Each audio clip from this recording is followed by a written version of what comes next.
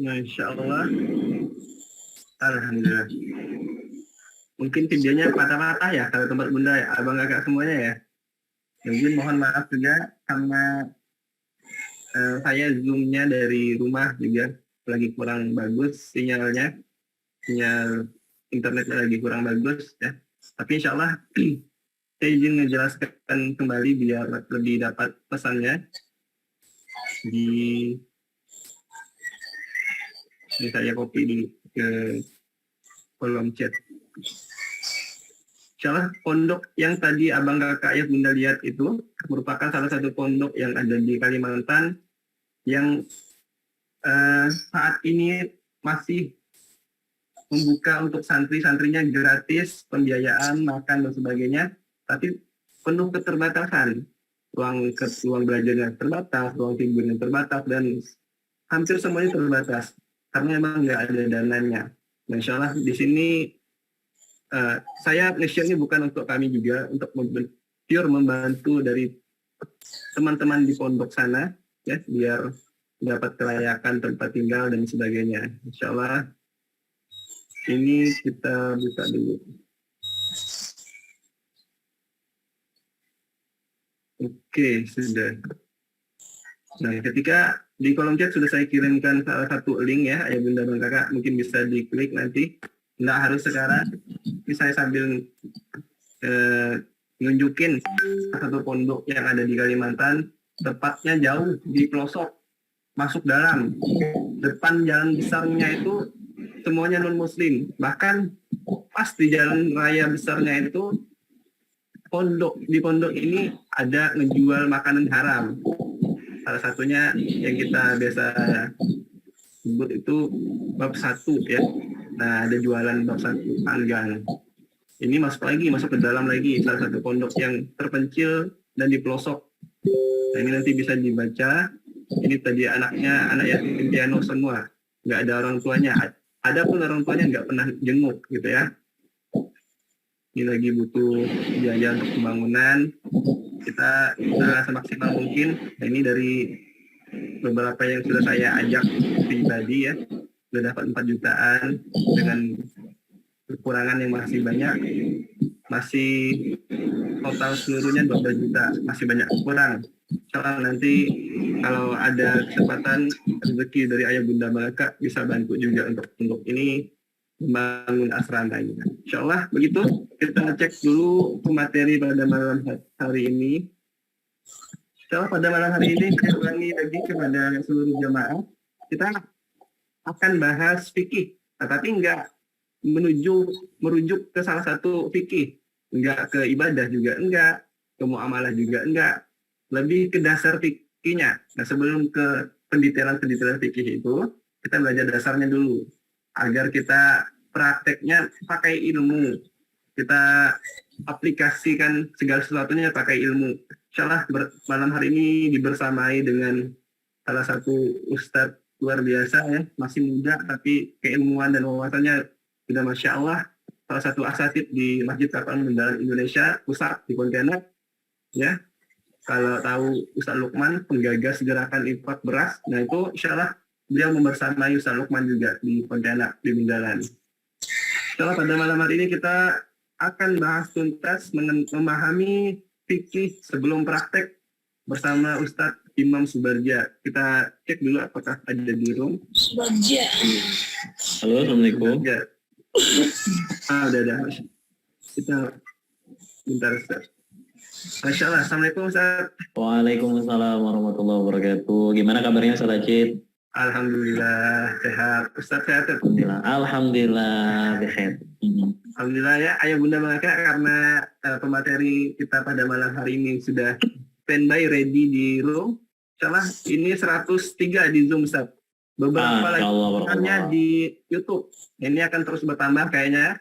Karena beberapa chat saya izin menyusul Ustaz, lagi ada acara izin menyusul Ustaz. Nah, insyaallah akan terus bertambah. Kita malam hari ini akan bahas fikih ya Ustaz ya. Ya, insyaallah. Insyaallah. Nah, mungkin tanpa berpanjang lebar, waktu dan kesempatan kami serahkan kepada Ustaz Imam Subarja. Tafadhol mashkura. Baik, Syukron jazakumullah khairan katsiran Ustaz Acit sudah diberikan waktu, abang kakak ayah bunda yang dirahmati oleh Allah. A'udzubillahi minasyaitonirrajim. Bismillahirrahmanirrahim. Alhamdulillahilladzi hadana li hadza wa ma kunna linahtadiya laula an hadanallah. Asyhadu an la ilaha illallah wahdahu la syarika lahu wa asyhadu anna Muhammadan abduhu wa rasuluh. Allahumma shalli wa sallim wa barik ala sayyidina wa syafi'ina wa habibina wa maulana Muhammadin wa ala alihi wal ashabi wal qawmi alillah. Abang kakak ayah bunda yang dirahmati serta dicintai oleh Allah Subhanahu wa taala, teman-teman sidak semuanya, assalamualaikum warahmatullahi wabarakatuh. Waalaikumsalam warahmatullahi wabarakatuh. Jadi suara saya jelas ya?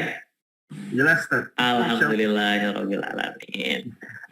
Abang kakak ayah bunda yang dirahmati dan dicintai oleh Allah Subhanahu wa taala, tadi dari judulnya kita mendengar bahwasanya mengenal fikih terlebih dahulu sebelum praktik fikih tersebut itu benar sekali. Karena memang kita semuanya diajarkan sholat tapi tidak pernah diajarkan kenapa harus sholat.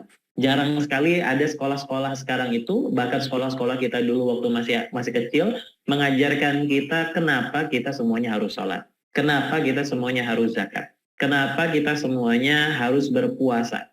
Padahal inti dari semua yang ada, dari ibadah-ibadah yang kita lakukan secara ritual maupun secara kehidupan sehari-hari, itu semuanya intinya adalah satu kesatuan, yaitu menyembah Allah Subhanahu wa taala, tunduk kepada aturan Allah Subhanahu wa taala.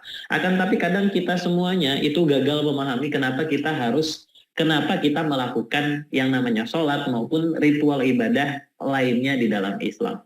Maka itu semuanya kita di sini harus mengerti dulu apa itu fikih sebelum kita belajar fikih. Karena kalau misalnya kita belajar, kita ngomongin fikih ibadah, kita ngomongin fikih A, B, C, dan sebagainya, tapi kita nggak tahu fikih itu apa, ya itu kadangkala kita sulit atau sukar untuk menemukan titik apa yang dibahas di ilmu fikih.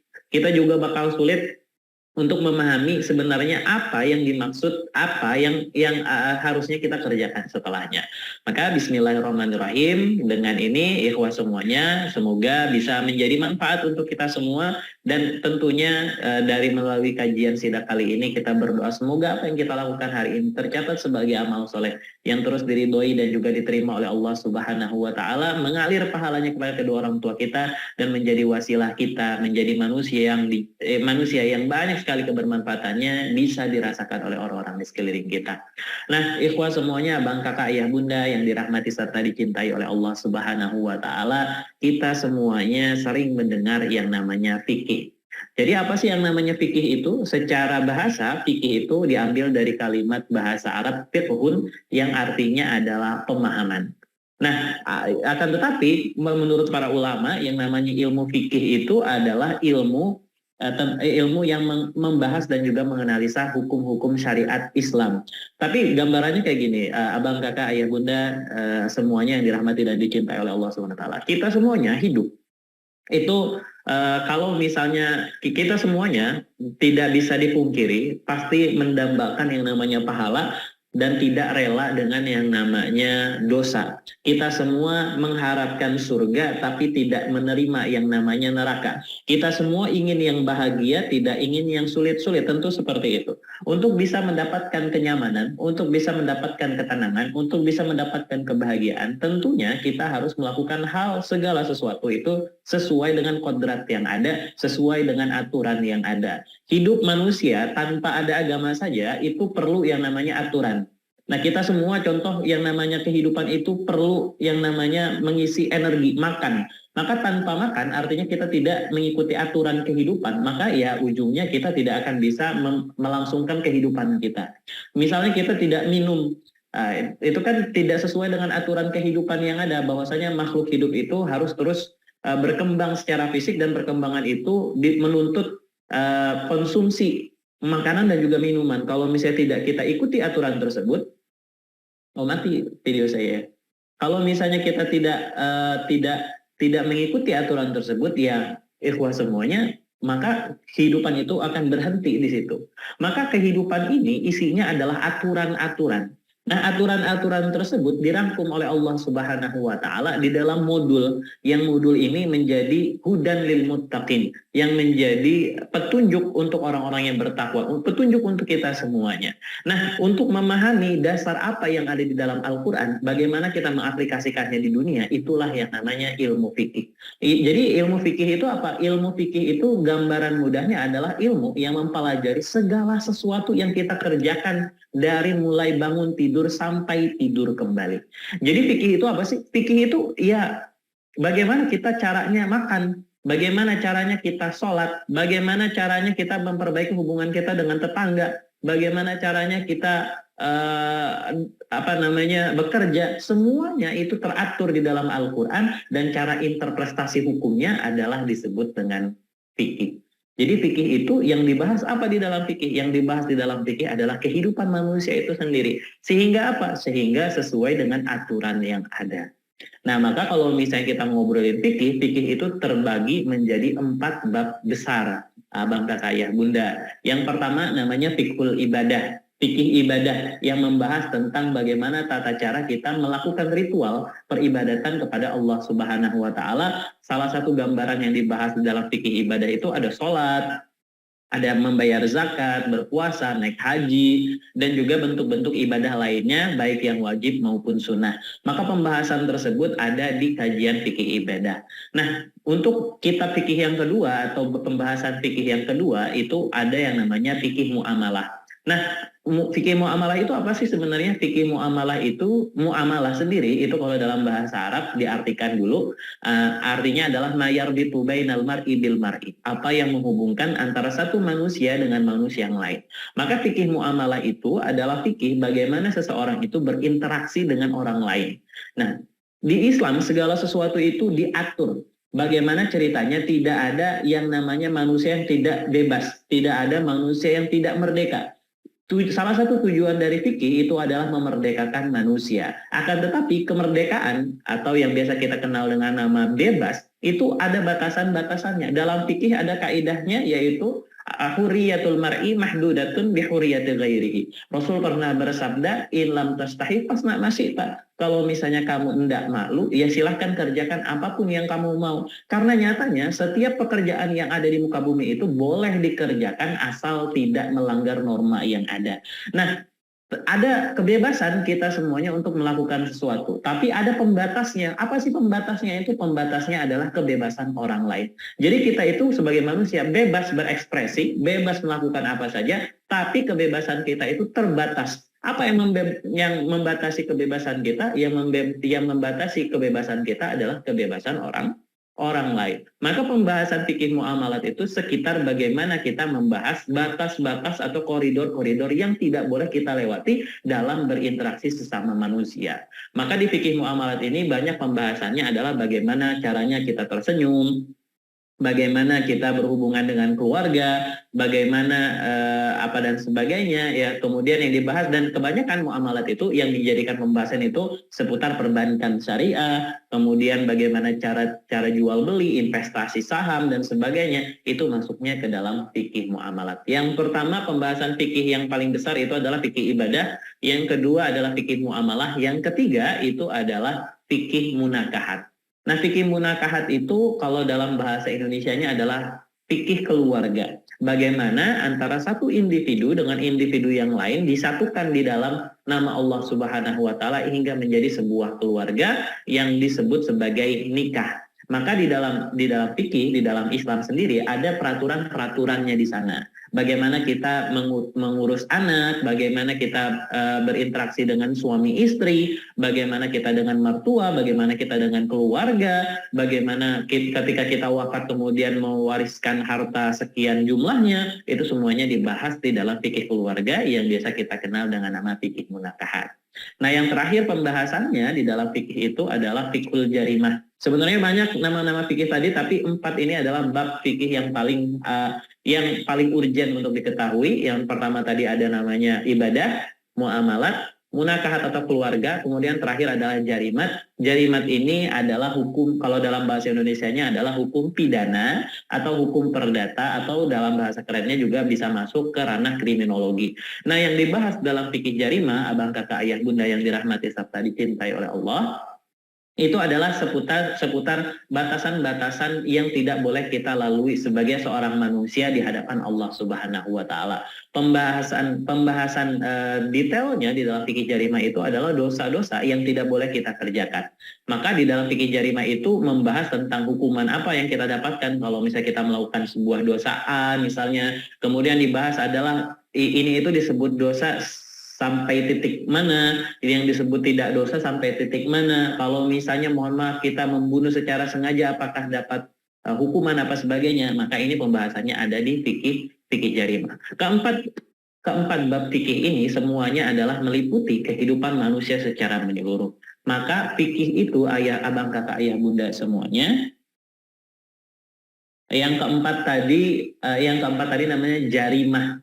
Kalau dalam bahasa Indonesia namanya kriminologi, ya, bagaimana kita melihat sesuatu itu salah atau tidak salah dalam sudut kacamata Al-Quran dan juga hadis. Itu namanya fikih jarimah. Karena gini, kita kan sebagai manusia harus memperbaiki hubungan kita dengan Allah Subhanahu wa taala, maka disebut sebagai fikih ibadah secara individu, ya, secara personal. Kemudian kita sebagai personal itu juga harus berinteraksi dengan manusia, karena manusia itu memang secara fitrah adalah makhluk sosial. Maka ada namanya fikih sosial atau disebut sebagai yang namanya fikih muamalah. Maka ini kan hukumnya personal. Kemudian antara satu personal dengan personal yang lain ketika disatukan menjadi satu, masuk ke bab fikih yang ketiga, namanya fikih munakahat atau fikih pernikahan. Bahasa kerennya fikih keluarga. Nah, kan ada personal, ada sosial. Jadi semuanya menjadi satu. Kalau misalnya mencangkup lingkupan manusia yang banyak, maka perlu batasan-batasan di mana kita tidak boleh melewati hal tersebut, maka ada yang namanya fikih jarimah. Semua dari 4 bab fikih tadi, semuanya adalah meliputi kehidupan manusia semuanya. Jadi fikih itu membahas apa sih sebenarnya? Fikih itu simpel aja. Fikih itu membahas segala sesuatu yang ada di kehidupan kita sehari-hari. Dari bangun tidur sampai tidur kembali. Bahkan kalau misalnya kita sering dengar, Islam itu mengatur orang muslim itu dari hal yang remeh sampai hal yang urgen luar biasa. Hal yang remeh itu misal gimana? Sebagai seorang muslim kita nggak boleh yang namanya menguap di depan publik. Kalau kata Rasulullah SAW pernah bersabda, at-tata'u minasyaiton. Menguap itu adalah salah satu perbuatan syaitan. Terutama kalau misalnya ketika lagi sholat. Idza qalaha, kalau misalnya kita lagi sholat kemudian menguap, dhahika syaiton. Maka syaitan itu akan akan menertawakan kita. Cuma kalau misalnya secara rasional, apakah menguap itu adalah hal yang merugikan orang lain? Apakah menguap itu dapat merugikan diri sendiri? Ya kan enggak. Tapi di dalam Islam secara estetika, secara etika dan juga estetika, hal tersebut diatur sedemikian rupa. Sehingga apa? Sehingga tidak ada orang lain yang merasa dirugikan dengan perbuatan kita, baik yang remeh maupun yang besar. Nah, yang remeh saja dipikirkan di dalam Islam, apalagi yang pembahasan-pembahasan yang besar. Contoh di dalam fikih muamalat itu ada pembahasan khusus tentang fikih siasah. Fikih siasah itu bahasa Indonesianya siasah itu politik, ya, sosial dan juga politik. Bagaimana kita mengatur negara, bagaimana tata usaha negara itu berlangsung sehingga negara ini bisa berjalan dengan baik dan juga benar. Semuanya diatur di dalam Islam, baik yang remeh maupun yang besarnya. Kenapa? Karena memang kehidupan itu perlu yang namanya keberaturan. Tanpa keberaturan tadi, hidup manusia ini bisa nyeleneh, hidup manusia ini bisa salah jalan. Maka kalau misalnya kita mau ihdinas siratal mustaqim, ya Allah berikanlah kami jalan yang tepat. Ketika sudah dapat jalan yang tepat tersebut, ya tinggal kita jalani. Jangan sampai kita jadi orang-orang yang siratal ladzina an'amta 'alaihim ghairil maghdubi 'alaihim waladdallin. Jangan sampai kita jalan di jalannya tapi Allah tidak suka dengan apa yang kita kerjakan, atau bisa jadi kita termasuk orang yang melenceng jalannya, ad-dallin, orang-orang yang tersesat jalannya. Maka jalan yang diberikan oleh Islam tersebut kita semuanya harus menjalaninya sesuai dengan aturan-aturan yang ada. Untuk mempermudah kita semuanya mengetahui aturan-aturan yang ada, maka ulama-ulama semuanya kemudian mencanangkan atau kemudian merumuskan yang namanya fikih. Nah, fikih sendiri, abang, kakak, ayah, bunda yang dirahmati Allah dan juga dicintai oleh Allah SWT, tidak lepas dari pembahasan tentang mazhab. Walaupun ini sedikit keluar dari pembahasan kita, tapi saya rasa kita juga perlu membahas tentang mazhab-mazhab ini ya. Jadi mazhab itu apa sih? Kita sering dengar mazhab Syafi'i, ada mazhab Hanafi, ada mazhab Maliki, ada mazhab Hanbali. Itu sebenarnya apa sih? Jadi mazhab itu sebenarnya, abang, kakak, ayah, bunda, itu bukan dalil. Mazhab itu adalah aliran bukan aliran, tapi pendekatan atau metodologi tertentu untuk menafsirkan dan juga menerapkan hukum-hukum yang ada. Jadi mazhab itu adalah metodologi atau pendekatan gimana caranya kita mengetahui hal tersebut harus dikerjakan seperti apa. Jadi seperti yang namanya sholat misalnya. Karena gini, ikhwah semuanya, Nabi Muhammad itu berinteraksi dengan manusia, tidak 1-2 manusia saja setiap harinya, bahkan bisa jadi ratusan bahkan ribuan orang dalam satu hari. Disebutkan bahwasanya sahabat itu jumlahnya lebih dari 3 juta manusia. Siapa sih yang namanya sahabat itu? Sahabat itu man laqiyan nabiyya sallallahu alaihi wasallam wa mata 'alal Islam. Orang yang disebut dengan yang namanya sahabat itu adalah man laqiyan nabi, yang pernah bertemu dengan Nabi Muhammad sallallahu alaihi wasallam walaupun cuma sekali, wa mata 'alal Islam, dan dia wafat dalam keadaan muslim, maka dia disebut sebagai sahabat. Sahabat yang datang belajar kepada Rasul dalam satu harinya itu bukan 1-2 orang. Maka kadangkala interpretasi dia, bagaimana cara dia menangkap apa yang diajarkan oleh Rasul, itu kadang berbeda-beda. Nah, perbedaan-perbedaan ini kemudian menciptakan sedikit chaos di masa selanjutnya, karena banyak yang ulama bilang, saya belajar dari fulan kayak gini caranya, si fulan gini kayak caranya. Maka ketika itu ulama-ulama semuanya mencoba untuk merumuskan hal tersebut hingga akhirnya keluarlah aliran tadi atau mazhab tadi, supaya kita mudah untuk melakukan pendekatan ataupun metodologi mengetahui apa saja yang harus dikerjakan ketika melakukan hal tersebut. Nah, mazhab itu sebenarnya selalu berkembang. Tidak 4 mazhab saja sebenarnya, ada banyak. Bahkan kalau misalnya dulu kami waktu di zaman kuliah pernah membahas tentang 12 mazhab.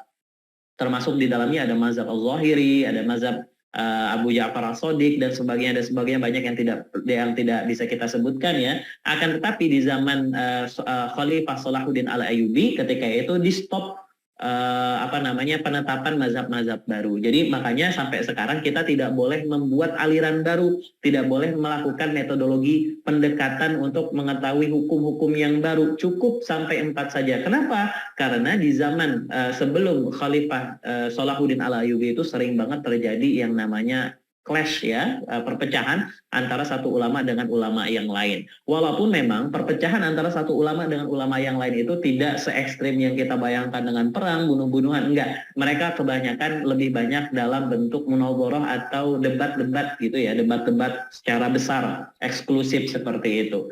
Nah, maka diputus di zamannya Khalifah Salahuddin Al-Ayyubi, maka di sana diputus jalur mazhab tadi hingga akhirnya cuman tersisa 12.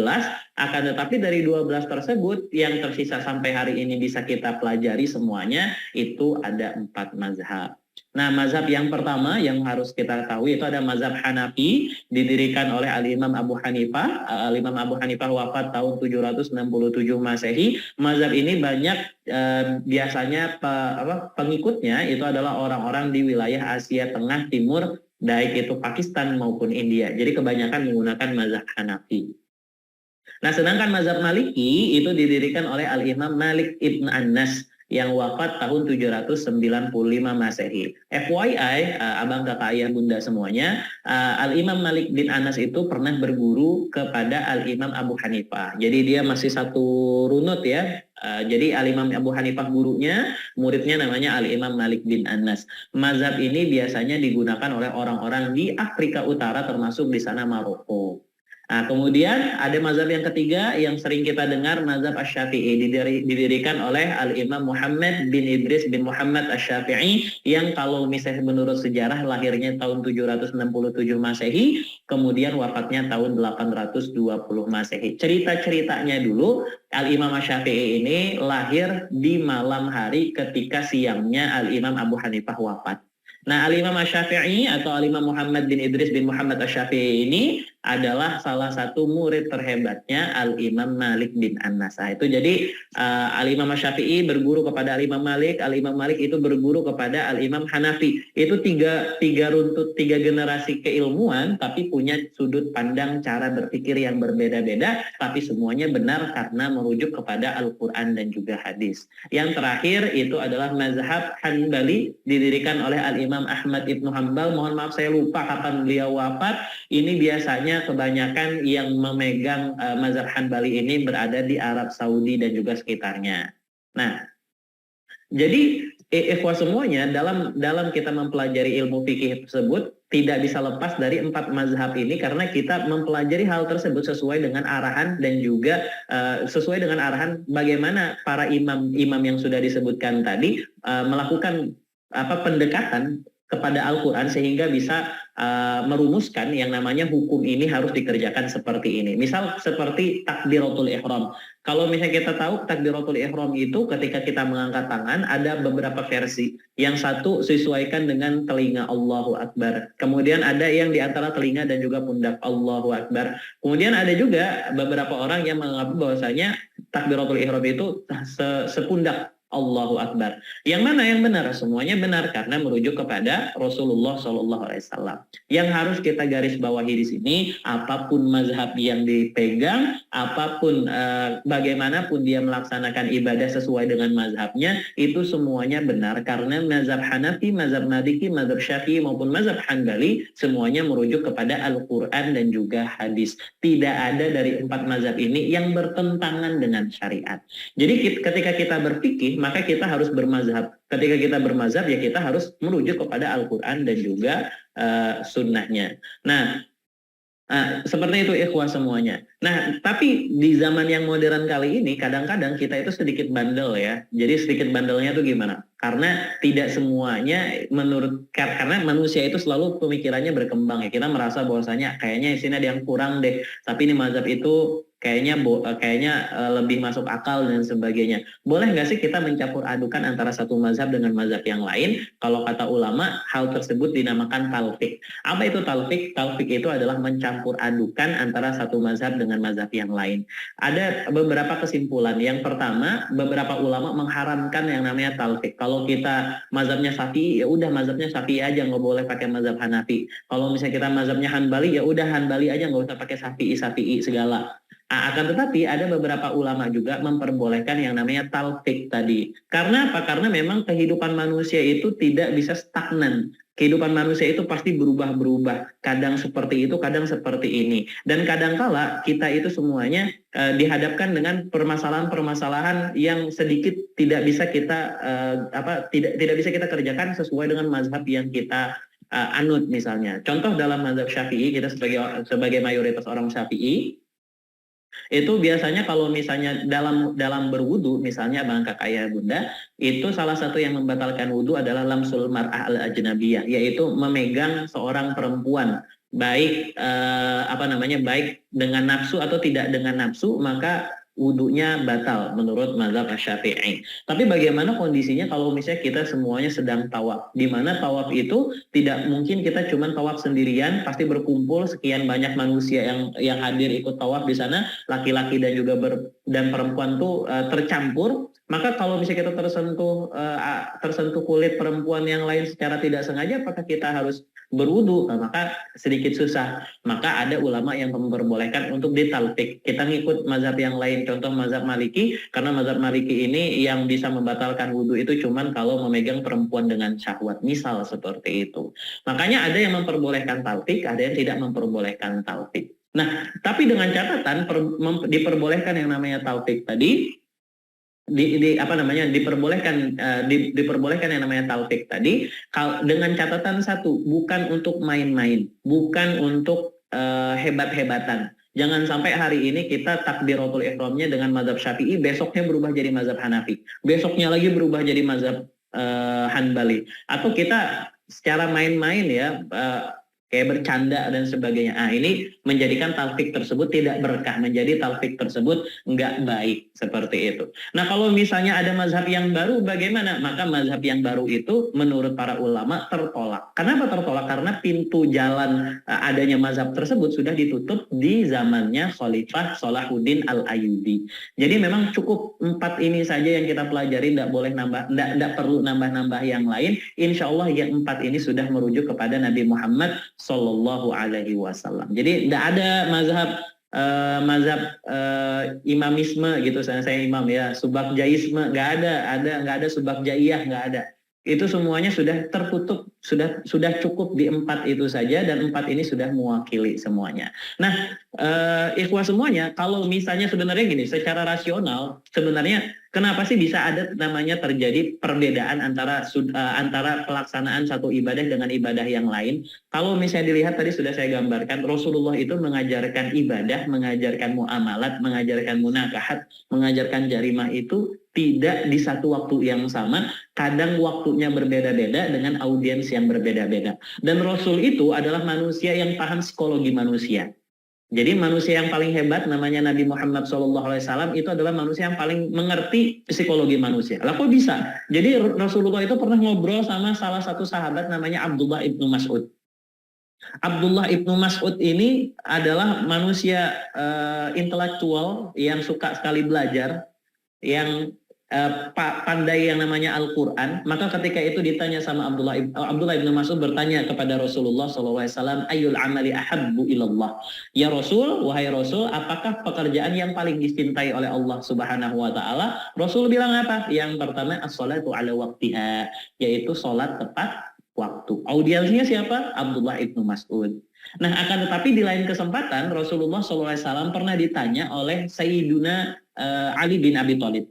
Sayyidina Ali bin Abi Thalib ini adalah orang yang kalau misalnya berperang, duel 1 lawan 1, nggak pernah kalah.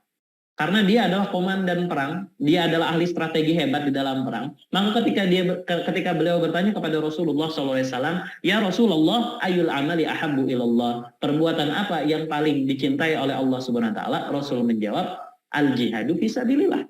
Jihad di jalannya Allah. Kalau misalnya kita kumpulkan, wah ini kelas nih. Jadi sebenarnya apa sih perbuatan paling baik di hadapan Allah Subhanahu wa Ta'ala itu? Maka dilihat audiensnya siapa. Maka ketika audiensnya adalah Abdullah ibnu Mas'ud, maka kata Rasul, as-salatu ala waqtiha. Ketika Ali bin Abi Thalib yang bertanya, maka Rasul menjawabnya adalah al-jihadu fisabilillah. Jihad di jalannya Allah Subhanahu wa Ta'ala. Itulah kenapa yang namanya fikih itu, karena kita sudah terlampau jauh dengan Nabi Muhammad SAW zamannya, hingga akhirnya informasi tersebut terputus. Makanya ikhwah semuanya, kalau misalnya kita semuanya memiliki perbedaan di dalam ibadah terutama, yaitu tidak ada masalah sebenarnya. Yang penting satu saja syaratnya, yaitu kembali kepada Allah dan juga Rasulnya. Nah, contoh kalau misalnya dalam membaca doa istiftah, kita kan biasa sering ini orang Muhammadiyah nih, ini orang NU nih. Kalau yang Muhammadiyah kan bacanya Allahumma ba'id baini kama ba'adta bainal masyriqi wal maghribi. Allahumma ba'id baini wa baina khotoyaya kama ba'adta bainal masyriqi wal maghribi. Sedangkan kita yang bukan orang Muhammadiyah biasanya pakainya inni wajjahtu wajhiya lilladzi fatara samawati wal arda hanifan musliman wa ma ana minal musyrikin ila akhiril maqal, sampai terakhir ya. Kenapa bisa berbeda-beda? Sebenarnya Rasul itu ngajarinnya itu sesuai dengan keperluan kita apa. Ketika kita merasa sedang banyak dosa, maka FYI aja, Rasul itu biasanya sholat. Doa istiftah yang paling sering digunakan adalah Allahumma ba'id baini wa baina khotoyaya kama ba'adta bainal masyriqi wal maghrib. Karena apa? Karena posisinya doa tersebut adalah meminta kita semuanya terbebas atau jauh dari kesalahan-kesalahan yang kita lakukan. Aku banyak dosa nih, banyak banget nih dosa yang aku lakukan, maka doanya Allahumma ba'id baini kama ba'adta bainal masyriqi wal maghrib. Kan seperti itu. Nah, sedangkan yang ini wajjahtu wajhiya lilladzi fatara samawati wal arda hanifan musliman wa ma ana minal musyrikin, itu biasanya dibaca oleh Rasulullah SAW di sholat malam beliau. Sholat Isya, tarawih, sholat tahajud, Maka beliau kebanyakan biasanya seringnya menggunakan ini wajhtu wajhiyya lilladzi fatharas samawati wal arda. Tapi boleh nggak sih kalau misalnya kita baca doanya Allahumma ba'id baini, kemudian baca doa di lain waktu kita bacanya ini wajhtu wajhiyya lilladzi fatharas samawati, ya boleh, disesuaikan dengan keadaan kita. Kita lagi dalam posisi apa nih? Kenapa? Nah, akan tapi memang rumusnya semakin panjang doanya, semakin banyak pahalanya. Nah, kalau kata Ustadz Adi Hidayat ya kayak gitu ya. Jadi itu semuanya sama saja. Maka ikhwah semuanya balik lagi tadi kita ngobrolin tentang mazhab. Mazhab ini salah satu yang penting untuk dipelajari bagaimana selanjutnya kita beribadah. Bagaimana kita bermuamalah, bagaimana kita menjalin hubungan keluarga antara dua insan. Maka penting untuk dipelajari sehingga kita tahu gimana caranya beribadah dengan baik dan juga yang benar. Karena ibadah itu bukan hanya perihal sholat, ibadah itu bukan hanya perihal bayar zakat, tapi ibadah itu adalah bagaimana kita memaintain kehidupan kita dari segalanya, dari pertama kali kita dilahirkan hingga nanti nafas kita ditarik kembali oleh Allah SWT. Itu adalah ibadah. Kita kadang sering mengartikan ibadah itu cuma sekedar sholat atau ritual-ritual yang lain. Padahal ibadah itu adalah kehidupan kita semuanya. Lalu bisa seperti itu? Ulama bilang ibadah itu terbagi menjadi dua. Pertama namanya ibadah mahdhah, yang pertama namanya ibadah mahdhah, yang kedua namanya ibadah ghairu mahdhah. Ibadah mahdhah itu apa? Ibadah mahdhah itu ibadah yang disyariatkan. Ada dalilnya, kita disuruh untuk mengerjakan hal tersebut. Contohnya kayak sholat, bayar zakat, naik haji, berpuasa, membaca 2 kalimat syahadat, itu ibadah mahdhah. Ya, itu karena apa? Karena di dalam Al-Quran ada Allah menyebutkan hal tersebut. Tetapi ada juga yang disebut dengan ibadah ghairu mahdhah. Apa itu ibadah ghairu mahdhah? Ibadah ghairu mahdhah itu adalah setiap kehidupan manusia. Dimulai dari detak jantung, dimulai dari mata yang berkedip, dimulai dari merasakan semilir angin, semua yang didapatkan oleh manusia dari terbuka matanya sampai tertutup kembali matanya, itu adalah ibadah kepada Allah Subhanahu wa taala. Bukankah Allah Subhanahu wa taala berfirman, "Wa ma khalaqtul jinna wal insa illa liya'budun." Bahwasanya Allah Subhanahu wa taala menciptakan manusia dan juga jin tidak lain dan tidak bukan untuk supaya manusia dan juga jin tadi beribadah kepada Allah Subhanahu wa taala. Maka hidupnya manusia itu sendiri adalah ibadah kepada Allah Subhanahu wa taala. Yang hari ini hadir itu merupakan ibadah, yang nanti akan tidur itu adalah ibadah, yang nanti bangun dari tidurnya itu adalah ibadah, yang nanti sholat itu adalah ibadah. Maka aspek kehidupan manusia itu adalah ibadah itu sendiri. Maka mazhab ini perlu ada supaya apa? Supaya kita bisa mengetahui aturan yang ada. Jadi fikih itu adalah aturannya, dan cara pendekatan atau mengetahui aturan yang ada itu adalah dengan mazhab. Nah, tapi kalau saya sebagai orang yang belajar 4 mazhab, saya dengan sadar menganjurkan kepada abang kakak ayah bunda semuanya untuk bisa menarik kesimpulan dari semuanya saja. Kira-kira dipilih mana yang paling tepat untuk dikerjakan, mana yang paling mudah dikerjakan. Seperti itu. Nah, ini kenapa? Karena memang di dalam mazhab itu mengikut dari imamnya masing-masing. Al-Imam Abu Hanifah, pendiri mazhab Hanafi, itu hidup jauh daripada kota Mekah. Beliau lahir di kota Irak, di Irak ya, jauh jangkauannya. Maka informasi-informasi yang didapatkan orang-orang di Irak itu tidak sebanyak orang-orang di Madinah yang mendapatkan narasi hadis yang luar biasa banyak. Jadi kebanyakan mereka menggunakan rasionalitasnya. Makanya di dalam mazhab Hanafi itu yang dikedepankan itu adalah maqasidus syariah. Bagaimana yang namanya syariat itu harus bisa mempertahankan kehidupan manusia, harus bisa mempertahankan akal manusia, bisa mempertahankan keterusan generasi manusia, bisa menjaga harta benda manusia, bisa menjaga harga dirinya manusia itu sendiri. Maka dasarnya kalau misalnya Al-Imam Abu Hanifah itu pendekatannya adalah dengan maqasidus syariah. Kira-kira dampaknya apa? Makanya di mazhab Hanafi itu kebanyakan biasanya yang simple-simple. Contoh kayak kalau misalnya niat itu kalau dalam mazhab Hanafi nggak boleh ditauhid, nggak perlu diobrolkan, nggak perlu pakai usholi fardhu zuhri arba'ah, takbiratul mustaqbilal qiblati adaan ma'uman lillahi ta'ala. Menurut mazhab Syafi'i bahkan itu bid'ah. Karena apa? Karena ya niat itu cukup dalam hati aja. Maka di mazhab Hanafi itu kebanyakan hukum-hukum yang ada atau cara-cara yang dikerjakan dalam beribadah maupun muamalat itu adalah hal yang paling simpel untuk dikerjakan. Nah, seperti itu.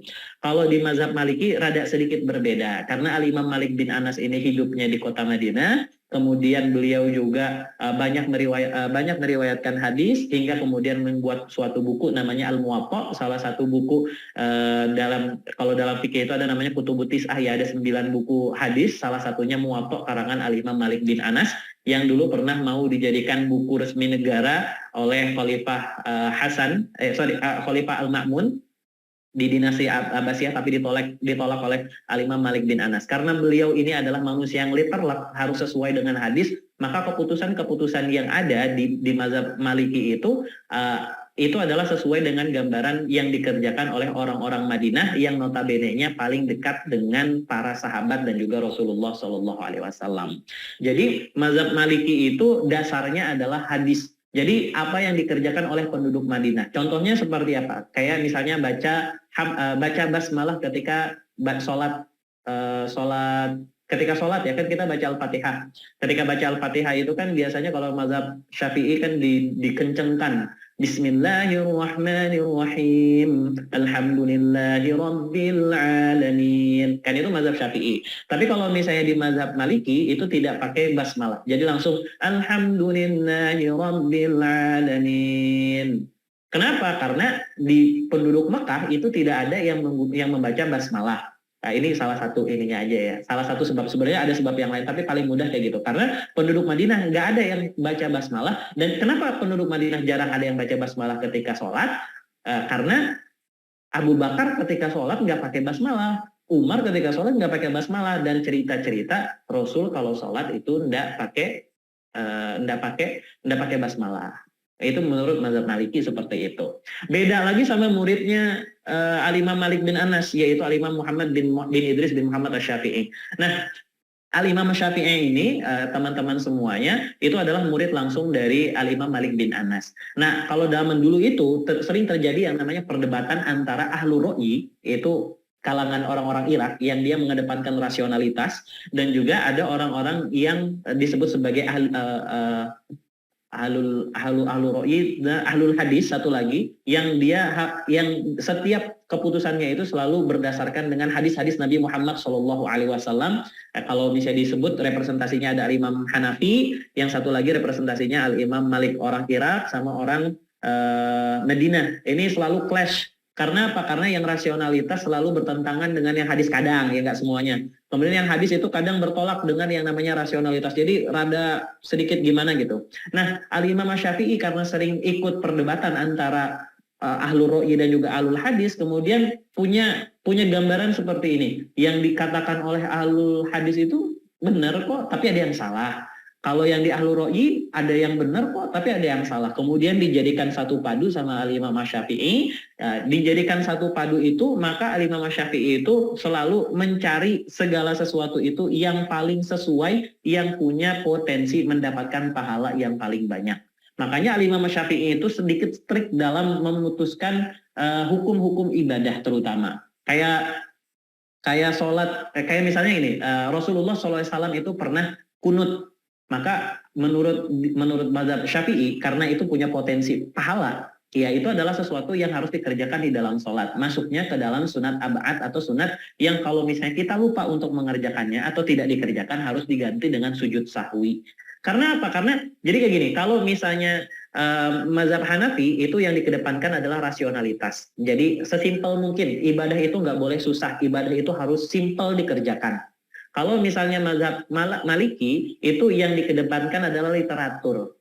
Jadi harus sesuai dengan syarat dan juga ketentuannya, sebagaimana yang diajarkan oleh Rasulullah SAW.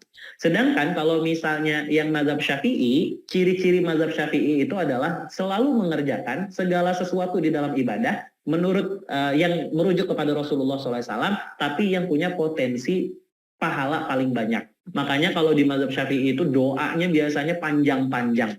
Biasanya dikerjakan paling lama harus khusyuk.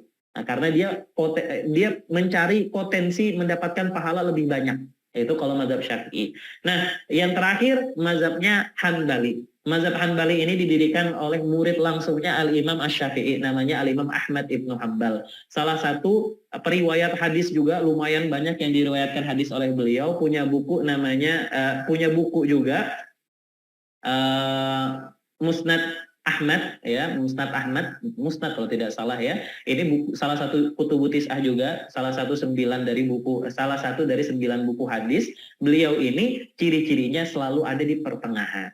Nah, kalau misalnya di mazhab Maliki bilang, contohnya ya kayak kunut tadi, kalau di mazhab Maliki kunut itu nggak boleh. Maaf, kalau di mazhab Hanafi kunut itu nggak boleh. Kalau di mazhab Syafi'i kunut itu kudu dikerjakan. Nah, kalau di mazhab Hanbali yang namanya kunut itu boleh dikerjakan, enggak dikerjakan juga enggak apa-apa. Dikerjakannya kapan? Kalau lagi dalam keadaan genting, lagi corona misalnya, lagi apa tuh namanya, lagi ada perang misalnya. Nah, itu maka kita kudu kunut. Tapi kalau misalnya lagi adem ayem gini aja, ya udah nggak usah, nggak apa-apa. Ya, tapi kalau mau kunut juga nggak apa-apa. Jadi biasanya Hanbali ini berada di tengah-tengah di antara guru-gurunya yang lain. Nah, ini sedikit perbedaan ikhwah semuanya supaya kita punya gambaran bahwasanya kita itu harus ngambil yang mana. Nah, kalau menurut kami pribadi, ambillah yang paling cocok dengan keadaan kita masing-masing. Di mazhab Hanafi semuanya benar, di mazhab Maliki semuanya benar, di mazhab Syafi'i semuanya benar, di mazhab Hanbali semuanya benar karena merujuk kepada Rasulullah SAW. Yang tidak benar itu yang tidak sholat, yang tidak benar itu yang menolak kebenaran. Jadi seperti itu. Nah, ikhwah semuanya, tadi ada pertanyaan dari abang ke ayah bunda. Kalau saya pribadi mazhabnya apa? Nah, mazhab saya apa? Mazhab saya kalau misalnya saya tidak bermazhab, mohon maaf. Saya tidak bisa bilang saya ini orang Syafi'i karena banyak dari kegiatan ibadah saya itu tercampur-campur. Karena apa? Karena ikhwah semuanya saya mengambil kira-kira mana yang paling cocok dengan keadaan saya sekarang. Mana kira-kira dari apa yang saya kerjakan itu bisa punya benefit lebih untuk saya. Jadi karena kebetulan saya belajarnya memang perbandingan mazhab dulu waktu kuliahnya, jadi memang banyak hal-hal dari mazhab-mazhab itu yang jadi gambaran kami kayaknya cocoknya ke sini deh. Dan nggak semuanya harus di mazhab Syafi'i. Jadi kalau misalnya saya dibilang saya mazhabnya apa, saya mazhabnya Syafi'i, tapi kebanyakan saya menaufikkan apa yang di mazhab Syafi'i dengan mazhab-mazhab yang lain sesuai dengan keperluan dan juga kebutuhan saya. Kalau lagi buru-buru biasanya saya sholatnya ya ala-ala mazhab Hanafi, tapi tidak semuanya ya, tapi semampunya saya saja. Itu kayak ya, jadi ya nggak bisa disalahkan ya. Tadi kayak ada yang ngomong ya kita ngakunya mazhab Syafi'i ya. Karena apa? Karena kebanyakan mayoritas dari apa yang kita kerjakan itu asalnya dari mazhab Syafi'i atau pendekatannya menggunakan pendekatan Syafi'i, tapi nggak bisa diaplikasikan sedemikian rupa. Contoh kalau misalnya abang kakak ayah bunda lagi belanja di Indomaret misalnya, ngambil barang 1, 2, 3, datang ke kasir. Kalau misalnya di mazhab Syafi'i yang namanya jual beli itu harus ada sigoh ijab kabulnya, harus ada antara saya sebagai pembeli dan juga kakak kasirnya itu harus salaman, kemudian harus berkata saya beli sabun seharga 15.000, saya bayar 20.000, dapat kembalian 5.000, dibayar tunai. Akan repot nanti kita. Maka saya mazhabnya pakai mazhab Hanafi yang ya udah kalau harganya sudah ada di monitor, segitulah yang saya bayar, nggak perlu pakai ijab kabul lagi.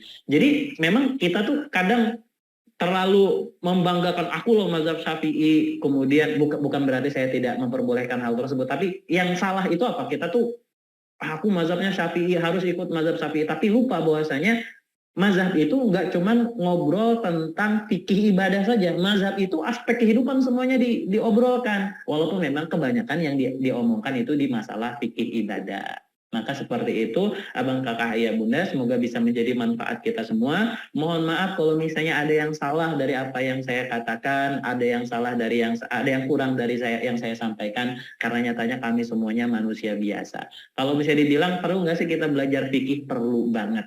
Kenapa? Karena fikih itu adalah aspek kehidupan kita sendiri. Sehingga apa yang kita kerjakan di dalam kehidupan sehari-hari kita itu bisa menghadirkan, mendatangkan kepada kita pahala. Emang pahala itu penting. Pahala itu sebenarnya tidak sepenting ridho Allah Subhanahu wa taala. Yang penting itu ridho Allah Subhanahu wa taala. Tapi bagaimana caranya kita bisa mendapatkan ridho Allah Subhanahu wa taala kalau misalnya apa yang kita kerjakan itu salah. apa yang kita kerjakan itu tidak benar. Karena memang apa yang kita kerjakan itu harus sesuai dengan syarat dan juga ketentuannya sehingga bisa mendapatkan ridho Allah Subhanahu wa taala. Sedikit intermezzo, saya minta waktu 2 menit. Jadi dulu ada ulama besar namanya Syekh Ibnu Mubarak. Syekh Ibnu Mubarak ini di zaman-zaman dulu ya, di zaman-zaman belum ada handphone, belum ada laptop kayak kita sekarang itu, kalau mau ibadah zuhud banget. Gimana cara zuhudnya? Pergi ke gua-gua, pergi naik gunung untuk bisa beribadah sendirian supaya tidak ada terganggu oleh dunia. Ketika lagi zuhud bertemu dengan seorang soleh yang kalau misalnya menurut ceritanya sudah hampir lebih 20 tahun sholat beribadah di tempat tersebut. Nah, ketika melihat wal'iyadzubillah, ketika itu Ibnu Mubarak kaget melihat orang soleh ini. Kenapa? Karena ketika itu beliau mengalungkan bangkai tikus. Nah, jadi ketika selesai sholat ditanya sama Ibnu Mubarak, ya fulan, wahai orang soleh, kenapa kamu taruh bangkai tikus di apa namanya di leher kamu waktu kamu sholat? Maka si orang soleh ini tadi berkata, saya dulu sebelum datang ke sini tidak sengaja membunuh tikus ini. Sebagai bentuk maaf saya, maka saya gantungkan bangkai tikus tadi supaya saya bisa mengajak tikus tadi ikut beribadah kepada Allah Subhanahu wa taala. Niatnya sih bagus. Kemudian Ibnu Mubarak kan kayak kaget gitu kasih tahu, ya Allah. Jadi kamu 20 tahun ngalungin itu tikus apa namanya di sholat kamu. Iya, kata si orang soleh tadi. Maka kata Ibnu Mubarak, ya Allah, 20 tahun itu sholatnya nggak diterima. Kenapa? Karena yang digantung adalah bangkai, sedangkan bangkai hewan itu hukumnya najis. Hingga akhirnya sholatnya tidak diterima. Maka itulah kenapa kita semuanya harus mengerjakan, harus belajar yang namanya fikih. Bahkan dalam bekerja sendiri, ketika kita sebagai orang dewasa harus menafkahi diri kita, maka kalau kata Umar bin Khattab kepada seluruh orang di pasar, tafaqahu qabla tijarah. Jadi belajarlah fikih sebelum kamu berniaga. Jangan sampai kita jualan tapi nggak ngerti fikih jualan.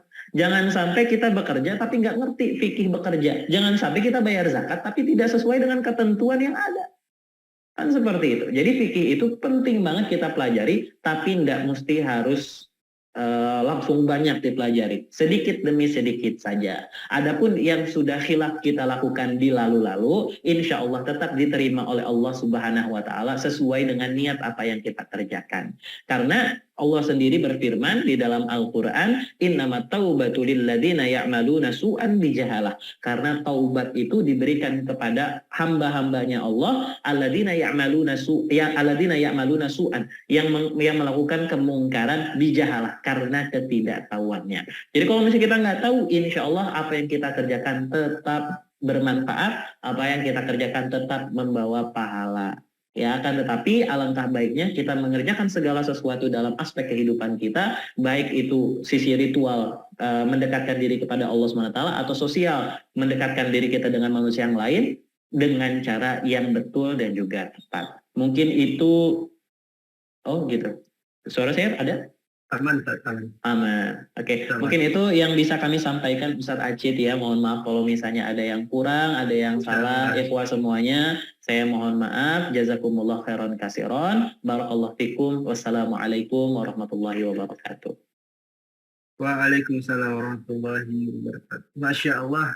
Jadi awal yang kita belajarnya fikih doang, ternyata ada kaitan dengan mazhab juga ya, ayah bunda bapak. Mungkin ada yang udah lama tahu atau baru tahu, ini jadi ilmu baru juga untuk kami yang mengadakan kajian maupun yang mengikuti baru.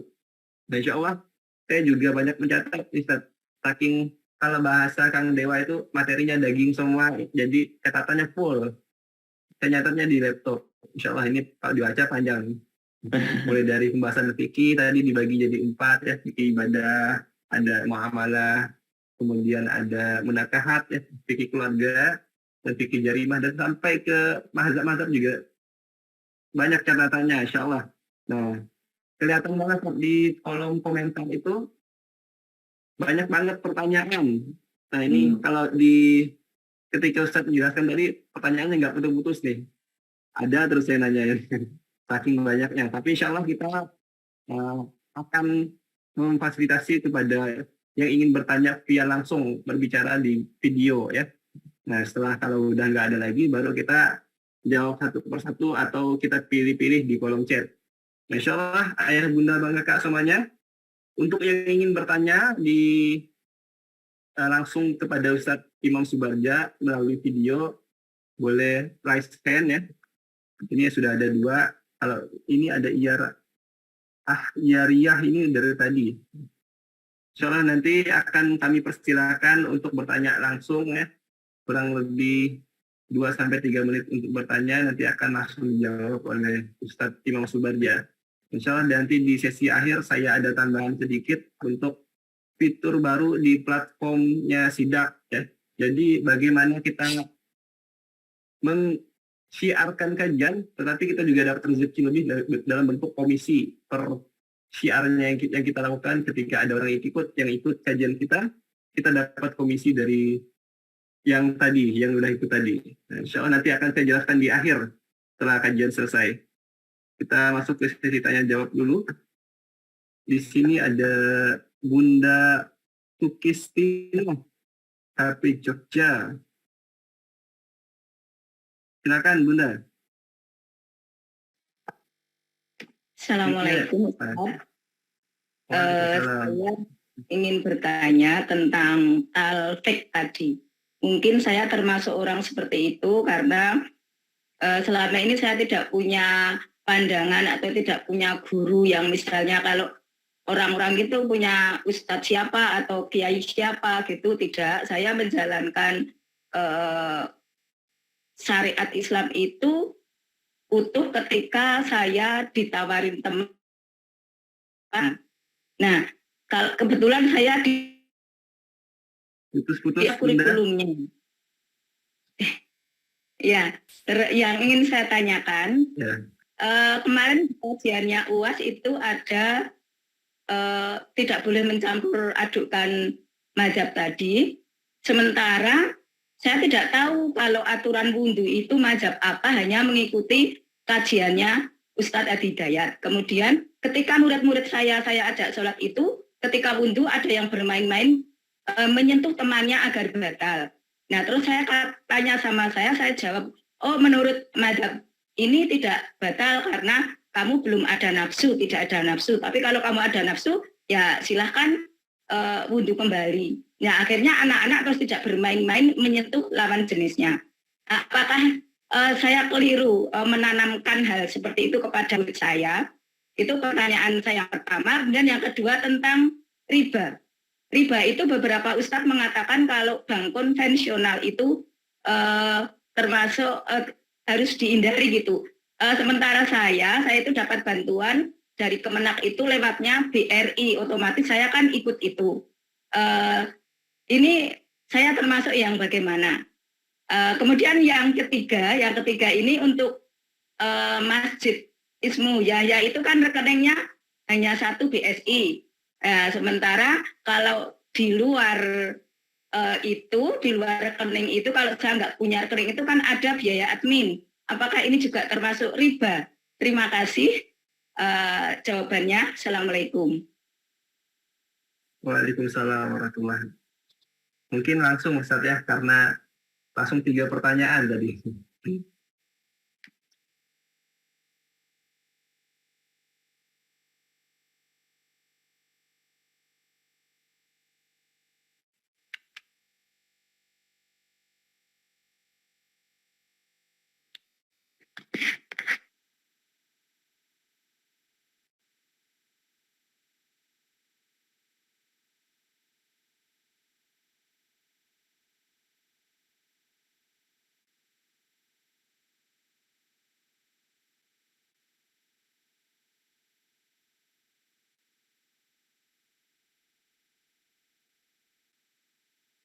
Atau kita lanjut dulu ke pertanyaan berikutnya, saya sambil ini.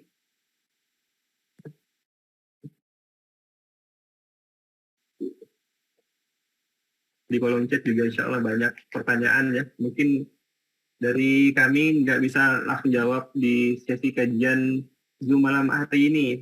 Nanti boleh ikuti channel kita di Telegram, kantinsidak.id kalau nggak salah ya, kantin sidak. Nanti silakan titip pertanyaannya di sana, nanti akan dibuat kolom komentar untuk yang ingin titip pertanyaan. Insya Allah nanti akan dibantu oleh asatid yang ada di Sidak, Ismiyaya, maupun langsung ke Ustadz Imam Subada yang akan bantu balasin jawab pertanyaan yang sudah ayah bunda kakak tanyakan tadi. Insya Allah ini mau langsung dijawab atau kita buka berikutnya, Ustaz?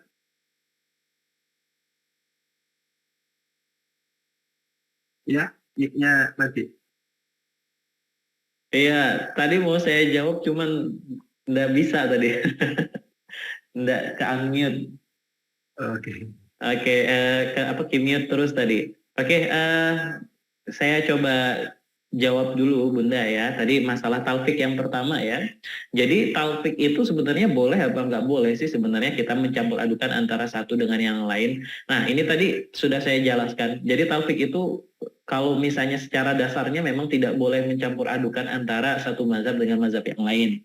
Tapi dalam beberapa kondisi, beberapa ulama memperbolehkan kita untuk mentalfikkan, untuk melakukan talfik. Jadi boleh, yang namanya talfik itu boleh.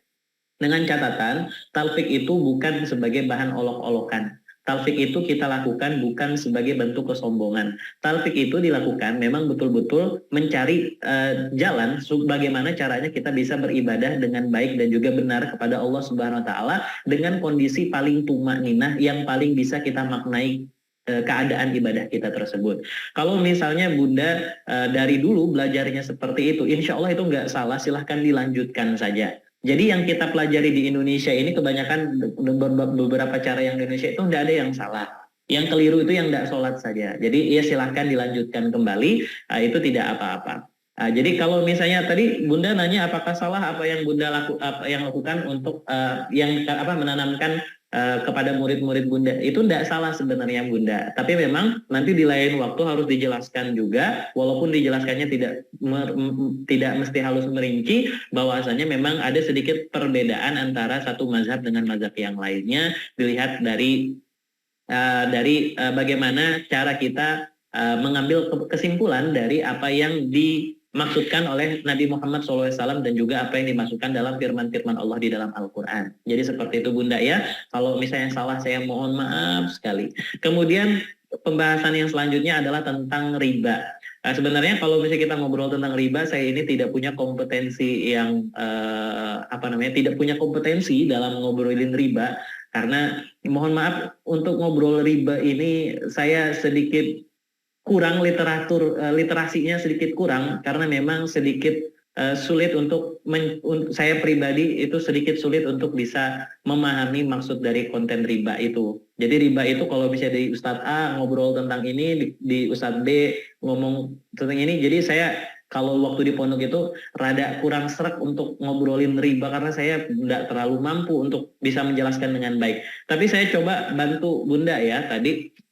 Mohon maaf sekali ini mungkin saya ini sedikit bertentangan dengan teman-teman yang ada di Munzalan maupun yang di Masjid Ismuyah ya.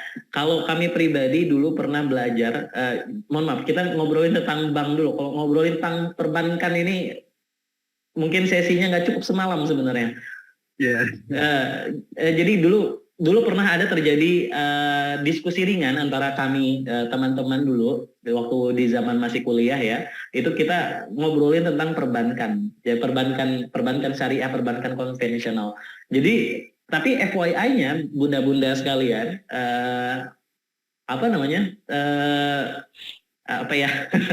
saya nggak enak ngomongnya di sini. Nanti ada sesi sendiri nanti saya omongkan ya. Jadi sebenarnya kalau gimana kalau misalnya kita mendapatkan bantuan misalnya tapi bantuannya dari bank konvensional, boleh nggak kita ambil? Boleh. Ya, jadi boleh. Nanti kalau misalnya mau kita carikan waktu khusus nanti kita bahas lebih detail lagi tentang kenapa kok boleh ya. Tapi tentunya kalau misalnya menurut Ustadz Irwandi ya, lebih baik kita itu menjauhi hal tersebut. Bukan berarti nggak boleh ya. Kalau saya pribadi itu bukannya nggak boleh, cuman alangkah baiknya menjauhi hal tersebut. Nah, terus kalau yang kita dapatkan apakah jadi riba? Enggak jadi riba karena beda ininya ya. Nanti saya mohon maaf sekali soalnya ini pembahasannya sedikit rada bisa ada yang tersinggung. Jadi mungkin nanti kita bahasnya tidak publik ya, tapi nanti ada platform khusus gitu nanti kita ngebahas ya, karena memang pembahasan riba ini rada sedikit nyelekit kalau misalnya didengar itu. Jadi mungkin maaf seperti itu, tapi Bunda boleh kok, boleh. Jadi boleh. Kalau misalnya di Ismu Yahya cuma BSI terus yang di yang lain menggunakan bank-bank yang lain boleh nggak? Boleh. Jadi boleh. Jadi gini, kalau Rasul itu kan bilang al halalu bayyin, yang halal itu jelas, wal haramu bayyin, dan yang haram itu kan jelas. Maka tidak semuanya yang terjadi transaksi di dalam bank itu semuanya haram. Jadi ada transaksi-transaksi itu yang boleh, akan tetapi karena memang ada banyak akad-akad yang di sana akad-akadnya adalah akad tidak baik di bank konvensional, itulah menjadikan akad-akad hampir seluruh akadnya itu kita generalisasikan menjadi akad yang tidak baik. Tapi kembali lagi yang halal, kita tuh nggak boleh menghalalkan yang haram, mengharamkan yang halal. Jadi kalau misalnya yang halal ya kita bilangnya halal, yang kalau misalnya kita sebut halal, haram ya haram. Itu kan prinsip Islam tuh kayak gitu. Yang halal harus halal, yang haram harus halal, harus haram. Maka saya nggak bisa bilang bank konvensional itu 100% haram. Karena ada beberapa hal yang tidak ada kandungan riba di dalamnya, termasuk di sana adalah transaksi. Nah, maka kalau misalnya kita ngirim ya, misal kita ngirim ke bank BSI terus dapat fee ya ada 6.500 biasanya, atau kalau pakai BI Fast itu 2.500, apakah itu termasuk riba? Enggak, itu enggak termasuk riba. Itu hitungannya apa? Itu hitungannya adalah bayar jasa. Jadi kalau bayar jasa bukan riba. Kalau riba itu menukar komoditi ya, uang tukar uang misalnya dengan nilai yang berbeda, emas ditukar dengan beda emas, kemudian hutang piutang dan sebagainya, itu pembahasannya seperti itu. Saya mohon maaf kalau misalnya saya ngebahasnya belibet karena memang mohon maaf sekali, riba ini bukan kompetensi saya untuk bisa menjelaskan, saya enggak qualified untuk bisa menjelaskan riba ini karena memang dulu lebih banyak gandrungnya ke usul fikih. Waktu dulu ditawarin mau ngebahas riba, saya ampun banget karena memang sedikit nyelekit, dan juga dulu referensi kita untuk literasi riba ini sedikit beda karena yang ustadz satu menawarkan hal ini, ustadz satunya lagi menawarkan hal itu, jadi kadang saya pusing. Jadi saya nyari aman waktu itu, mohon maaf tidak untuk ditiru ya, maka saya ngambil yang paling mudah, konsentrasinya di usul fikih. Jadi lebih enak kayak gitu. Ya mohon maaf sekali kalau misalnya saya belum bisa menjelaskan dengan baik dan benar Bunda ya, saya mohon maaf. Nanti mungkin saya kaji dulu lebih rinci lagi, cuman gambarannya tadi kalau dalam Islam itu prinsipnya yang haram haram, yang halal halal. Kalau haram harus dibilang haram, yang halal dibilang halal. Nggak boleh kita bilang yang halal itu haram, yang haram itu halal. Maka di bank itu ada yang halal, ada yang haram. Tapi ya kita harus hati-hati. Dan kehati-hatian itu ada kalau misalnya kita sudah belajar. Maka nanti kalau masih ada waktu, nanti bisa kita undang Ustadz Khaidir di sini untuk bisa membahas jauh lebih rinci merihal muamalat. Atau nanti kalau misalnya Bang Acit mau, ada Ustazah Lailatul Istiqomah, istrinya Ustadz Andika, bisa ngebahas tentang fikih muamalat jauh lebih dalam daripada saya. Mungkin seperti itu ya Bunda, mohon maaf sekali kalau misalnya kurang dari pembahasan. Terima kasih. Jazakumullah khairan katsiran. Insyaallah. Syukran jazakallah Ustaz Subarja. Insyaallah tadi udah dijelasin 3 pertanyaan langsung dari Bunda apa tadi ya namanya ya, Sukistina ya. Insyaallah nanti 2 pekan lalu kita mengundang Ustadz ini Imam Mutakin. Nah, beliau juga lumayan aktif bahas riba. Dan insya Allah nanti kita karena ngeliat di kolom komentar banyak pertanyaan malah ngarinya ke riba ya. Nanti insya Allah nanti kita datangkan Ustadz yang fokus bahasanya memang ke riba insya Allah. Jadi materinya terfokus, pertanyaan juga terfokus. Dan untuk malam hari ini insya Allah kita kembali ke fokus utama kita, membahas fikih ya, ayah bunda bang kakak, fikih maupun tadi yang sudah tersampaikan tentang mazhab. Ini ada beberapa pertanyaan di kolom chat. Kalau saya baca semuanya waktunya nggak cukup. Ini ada satu lagi di video, ada Kak Disa Nabila. Jadi kalau mau bertanya silakan dihidupin dulu videonya ya. Kalau ingin bertanya langsung boleh dihidupin videonya. Nah, insya Allah kita kasih kesempatan 2-3 menit untuk bertanya langsung kepada Ustaz. Setelah ini kita lanjut ke pertanyaan kolom chat. Kita pilih-pilih dulu. Kepada Kak Disa Nabila, waktu dan tempat dipersilahkan. Bismillahirrahmanirrahim. Assalamualaikum warahmatullahi wabarakatuh. Waalaikumsalam. Waalaikumsalam. Saya Disa, asal Subang, izin bertanya. Jadi selama ini saya menggunakan mazhab Syafi'i, yang mana ketika sholat subuh itu menggunakan kunut ya Ustadz. Tapi Ustadz, terkadang ada waktu di mana saya lupa menggunakan kunut itu. Nah, ketika saya lupa menggunakan kunut itu, di hati saya diniatkan saya menggunakan mazhab Maliki tanpa kunut. Nah, pertanyaannya, apakah boleh saya menggunakan satu mazhab itu ketika saya lupa, atau saya harus mengulang kembali sholat saya menggunakan kunut Ustadz? Begitu pertanyaannya. Oke, saya langsung jawab Ustadz Acip ya, supaya tidak lupa.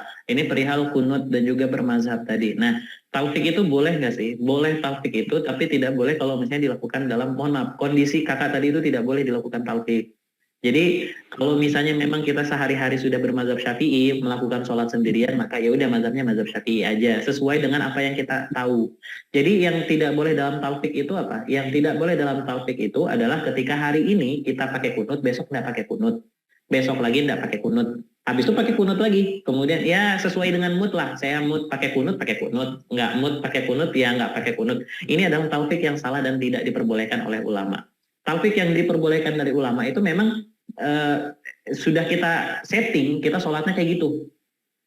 Jadi kalau saya subuh itu pakai kunut, kalau atau saya sholat subuh itu nggak pakai kunut, ya harus disesuaikan. Nah, walaupun nanti secara praktek nanti ada yang takbirnya pakai mazhab Maliki misalnya, sedekapnya pakai mazhab Hanbali, ya boleh, tapi harus konsisten. Konsistensi itu yang diperbolehkan di dalam talfik. Kalau misalnya unkonsisten, kalau misalnya tidak konsisten, hari ini takbirnya Maliki misalnya, besoknya pakai mazhab Syafi'i, kemudian berubah lagi, ini adalah talfik yang salah dan tidak boleh dikerjakan. Kalau dalam mazhab Syafi'i, kunut itu bukan hal yang wajib. Ini sering salah nih kita nih. Jadi kalau kita tuh sering dengar, Syafi'i itu wajib pakai kunut. Enggak, Syafi'i itu enggak wajib kunut. Karena apa? Karena kunut itu bukan rukun dari sholat. Yang rukun dari sholat itu kan ada 13 di mazhab Syafi'i. Nah, kemudian yang kunut itu masuk mana? Kunut itu masuk sunnah di dalam mazhab Syafi'i. Tapi sunnahnya, kategorinya namanya sunnah ab'ad. Sunnah ab'ad itu apa? Sunnah yang kalau misalnya kakak atau abang, kakak, ayah, bunda semuanya lupa untuk mengerjakannya, maka harus diganti dengan yang namanya sujud sahwi. Jadi kalau misalnya saya bilang, apakah harus diulangi sholatnya? Tidak perlu diulangi sholatnya, tapi cukup diganti dengan sujud sahwi saja. Seperti itu. Nah, kalau misalnya diniatkan, saya pakai mazhab Hanafi aja lah, nggak pakai kunut. Nah, ini sedikit salah ya. Saya tidak bilang itu salah 100%, tapi alangkah lebih baiknya kalau misalnya kalau pakai kunut aja. Semisal lupa dan tidak dikerjakan misalnya, maka cukup diganti dengan sujud sahwi. Tidak perlu kita niat, saya pakai mazhab Hanafi ini segini. Tapi boleh nggak sih kalau misalnya kita mazhabnya Syafi'i tiap hari pakai kunut, tiba-tiba nggak pakai kunut? Boleh. Kapan keadaan kita boleh nggak pakai kunut? Ketika kita bermazhab Syafi'i dalam sholat subuh misalnya, ketika kita sholat di tempat yang mayoritas orang sholat di sana nggak pakai kunut. Maka kalau misalnya nggak pakai kunut, ya dimaafkan, nggak apa-apa. Jadi boleh yang tersebut. Tapi yang tidak boleh itu kalau misalnya tadi ya, mohon maaf sekali, tadi kita biasanya sholat pakai kunut, tiba-tiba lupa, saya lupa nih sholatnya nggak pakai kunut. Ya udahlah, tadi niatnya pakai mazhab Hanafi aja, nggak boleh kayak gitu. Itu namanya talfik yang salah. Ya, jadi semoga nanti bisa jadi manfaat untuk teman-teman semuanya. Jadi talfik itu boleh, tapi bolehnya itu bukan untuk yang kayak tadi. Ya kita tentuin aja dari sekarang tuh, diurutin aja dari pertama sampai terakhir mau sholatnya kayak gimana. Udah konsisten sholatnya kayak gitu. Nggak usah dirubah-rubah. Nah, boleh dirubah itu kalau misalnya dalam kondisi-kondisi tertentu yang tidak bisa kita hindari. Contoh kalau misalnya lagi di Arab Saudi, wudhunya mau gimana lagi, kan nggak mungkin kita bolak-balik wudhu kan gitu. Atau ketika kita lagi berkunjung ke daerah yang lain yang di sana tidak sama dengan kita kondisi. Misal saya belajar S2-nya di Maroko misalnya. Di sana kan pakai mazhabnya mazhab Maliki. Kunutnya sebelum ruku. Kita biasanya kunutnya setelah ruku. Ya kan radang, ya gimana dong kita? Masa orang yang lain kunut kita sujud duluan, kan nggak lucu. maka kita harus ngikut mazhab mayoritas di sana. Nah, jadi maka boleh taufik di sana. Akan tetapi kalau misalnya memang sendiri dan mayoritas mengerjakan hal yang sama, maka kerjakanlah hal yang sama. Nggak boleh enggak kayak gitu. Mungkin itu bisa. Terus kalau yang lalu gimana nih? Apakah sholat saya batal? Enggak batal, Kak. Alhamdulillah enggak batal. Jadi yang ada ya disyukuri saja sebagai pembelajaran juga, tapi untuk kedepannya maka saya sarankan untuk tidak diulangi lagi. Semisal lupa cukup diganti dengan sujud sahwi. Sujud sahwi itu kapan sih dikerjakannya? Ada yang dikerjakan sebelum salam, tapi kalau misalnya sudah ditutup salam, boleh dikerjakan setelah salam. Nanti insya Allah kita bahas lebih rinci lagi tentang sujud sahwi. Jazakallahu khairan katsiran. Barakallahu fikum. Terima kasih Ustadz. Izin di remove spotlight ya. Insyaallah ini sudah saya pilih mewakili banyaknya pertanyaan di kolom chat. Ada 3 pertanyaan ya dari teman-teman donatur sidak maupun orang tua asuh. Yang pertama dari Kang Okta SR nih. Assalamualaikum Ustaz, izin bertanya, apa boleh sholat bisa ditunda? Tapi di dalam Al-Quran jangan menunda sholat. Tinggalkan semua aktivitas ketika azan. Dilanjutkan lagi nih, Tad. Kalaupun bisa ditunda dalam hal darurat, bisa dijelaskan kegiatan apa yang termaksud darurat sehingga bisa menunda sholat tadi, Ustaz. Ini langsung dijawab. Boleh, Ustaz. Oke. Lumayan agak panjang. Oh ya. Oke, ini pembahasan menunda sholat. Boleh nggak sih kita menunda sholat? Menunda sholat itu hal yang tidak diperbolehkan ya. Jadi nggak boleh nunda sholat itu. Tapi nunda sholat apa yang tidak diperbolehkan? Nunda sholat yang tidak diperbolehkan itu adalah nunda sholat karena lalai. Jadi kalau nunda sholatnya karena urgent dan genting itu ya nggak apa-apa. Tapi kalau misalnya karena kelalaian, maka itu hukumnya, bahkan kalau misalnya secara ekstrim itu termasuk ke dalam kategori nifak ya. Orang munafik itu digambarkan di dalam Al-Quran itu salah satu cirinya adalah idza qamu ila sholati qamu kusala. Kalau misalnya mereka sholat itu sholatnya malas-malas. Orang yang sholat malas itu pasti sholatnya nanti-nanti. Nah, contoh yang tidak diperbolehkan dalam menunda sholat itu kita main game. Orang Allah Akbar kita masih main game. Dibilang, "Dek, sholat dong," gitu. Ntar 1 game lagi. Nah, itu yang tidak boleh. Tapi kalau misalnya dalam hal urgen yang lain, maka silahkan diperbolehkan. Yang diperbolehkan apa? Yang diperbolehkan itu harus, ini kita lihat dari maqasidus syariah ya. Jadi syariat itu pasti ujungnya harus ada impact dalam 5 ini. Nah, yang namanya syariat itu tidak boleh melanggar kelima ini. Yang pertama itu adalah agama, akidah. Selama apa yang kita kerjakan itu tidak melanggar akidah, maka silahkan dikerjakan. Yang kedua yang tidak boleh dilanggar adalah jiwa. Selama tidak ada jiwa yang tersakiti, selama tidak ada jiwa yang terbunuh, maka silakan dilanjutkan. Yang ketiga itu adalah akal pikiran manusia. Selama apa yang kita kerjakan tidak merusak akal pikiran kita maupun orang lain, silahkan dikerjakan. Yang keempat itu adalah nasal. Itu anak cucu keturunan. Apa sih namanya? Berkembang biaknya manusia ya. Keberlangsungan manusia. Selama tidak merusak keberlangsungan manusia, maka silahkan dikerjakan. Yang kelima, maqasidus syariah itu adalah merusak harta atau harga diri. Kalau ada harta, ya harta. Kalau misalnya tidak ada harta, ya harga dirinya sebagai manusia. Selama tidak merusak hal tersebut, maka silahkan dikerjakan. Maka semuanya, syariat itu, dari semua apa yang kita kerjakan, dari semua yang berangsuran dengan fikih, itu pasti ujungnya tidak boleh melanggar hal ini. Boleh nggak sih kita sholat, tapi sholat tersebut menjadikan akidah kita rusak? Ya nggak boleh. Boleh nggak kita sholat ya, suhu-suhunya tapi dapat membunuh diri kita? Enggak, dahulukan kehidupan antum dulu. Bisa nggak sih antum sholat tapi tiba-tiba nanti antum jadi gila? Jangan, dahulukan akal pikiran antum dulu. Boleh nggak sih kita sholat tapi nanti kita mandul misalnya? Jangan, pikirkan diri antum dulu. Boleh nggak sih kita sholat kemudian, nah ini sedikit ini ya, nyelekit ini. Bisa nggak sih kita sholat tapi merusak, menjadikan kita manusia yang miskin dan juga lemah? Ya enggak, jadikan diri antum perkasa dan juga kaya raya, perintah Allah Subhanahu wa taala kan kayak gitu. Maka 5 hal ini adalah salah satu acuan gimana kita harus bertindak di dalam fikih. 5 ini harus menyokong kelima ini. Jangan sampai apa yang kita kerjakan itu merusak kelima-limanya. atau merusak salah satunya, jangan sampai. Jadi acuannya gitu, boleh nggak sih kita nunda sholat? Boleh, tapi untuk hal-hal yang bisa mengancam salah satu dari hal ini. Kan kayak gitu. Itu tadi kan yang terakhir ada harta ya, kalau misalnya saya kerja terus nunda sholat boleh nggak? Nggak boleh.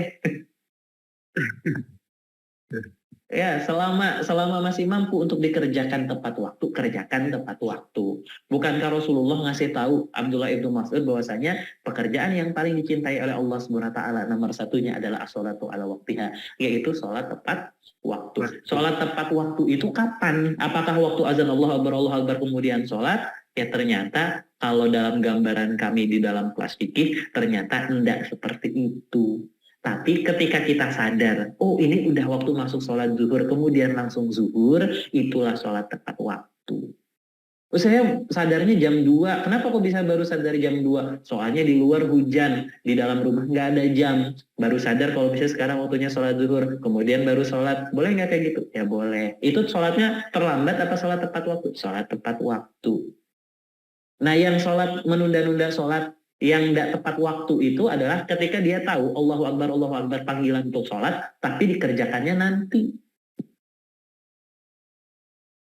Ya antum tidur, bangun tidur jam mohon maaf, bangun tidur misalnya jam 2 siang, tidur siang ya, bangunnya jam 2 siang. Nah, terus apakah sholatnya ketinggalan? Ya enggak. Ya tetap sholat jam itu. Apakah terlambat sholatnya? Ya enggak. Ini pembahasan saya memang mungkin sedikit berbeda dengan ustadz-ustadz yang lain, tapi tentunya bunda-bunda, ayah-ayah sekalian, saya sadar dengan apa yang saya sampaikan, itu semuanya memang karena ya dampak dari apa yang saya baca. Sebenarnya mungkin ada yang salah dari saya yang baca. Cuma memang seperti itulah yang saya pelajari.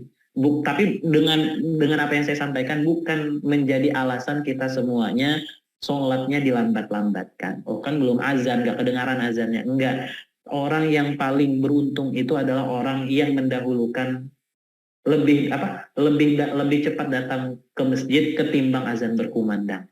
Nah itu jauh pahalanya lebih baik daripada kita yang ya nunggu azan dulu baru berangkat ke masjid, nunggu qomat dulu baru berangkat ke masjid, nunggu qomatnya udah kelar dulu baru ngumpulin niat, ya pasti jauh lah nilainya di hadapan Allah Subhanahu wa taala dari orang yang udah siap dari jam 4 subuh ke masjid, belum azan, belum apa, udah siap di masjid, jauh nilainya di hadapan Allah Subhanahu wa taala.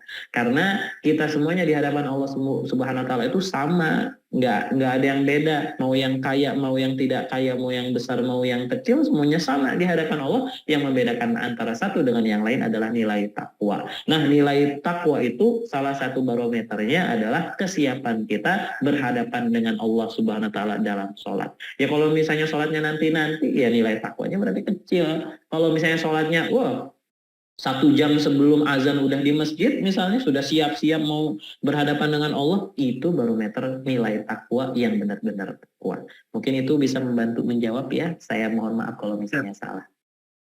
Insyaallah, alhamdulillah kita karena waktu juga udah mulai larut ini di Papua tadi beda 2 jam. Ketika tadi jam di sini masih jam 8, di sana udah jam 10 malam. Dan insyaallah di sana mungkin udah jam 11, setengah 12 kan insyaallah. Masya Allah. Ini terakhir mungkin pertanyaannya dari nggak tulis namanya ini terkait fikih munakahat. Nah pertanyaannya, apakah boleh seorang istri tidak patuh kepada suami pada suatu perkara yang memandaratkan istri? Agak itu hal ini ya. Misalkan suami melarang istri ngaji di sidak hanya gara-gara perbedaan pandangan. Itu bagaimana, Ustaz? Oke, gini. Boleh nggak sih istri apa bahasanya? Tidak menurut dengan apa yang diminta sama suaminya? Nggak boleh. Ya, istri itu harus ikut sama suaminya. Saya bukan penganut patriarki di sini ya, saya tidak mengedepankan laki-laki, enggak, cuman memang seperti itu. Karena apa? Karena laki-laki itu fitrahnya kepala keluarga di sana. Nah, akan tetapi boleh nggak sih istri itu tidak taat? Ya, ada waktunya boleh. Kapan istri itu tidak boleh boleh tidak taat kepada suami kalau misalnya suaminya tadi, balik lagi ke yang 5 tadi, dapat merusak akidah kita, dapat merusak jiwa kita, dapat merusak akal kita, dapat merusak nasal kita, dapat merusak harta maupun martabat kita sebagai manusia. Maka selama tidak ada merusak salah satu dari 5 hal ini, maka harus diikuti. Kalau misalnya tadi dalam kasus boleh nggak sih si suami nyuruh kita nggak ikut kajian sidak, itu kira-kira dari 5 hal ini ada yang merasa dirugikan nggak? Kalau nggak merasa dirugikan, maka nggak boleh ikut. Mohon maaf ya, salah cit, nggak usah ikut kajian sidak.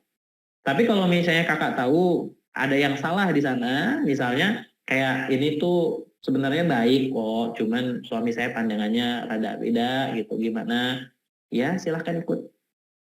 Nggak apa-apa. Yang penting tadi 5 hal ini tidak terusak. Yang satu tadi akidahnya nggak rusak.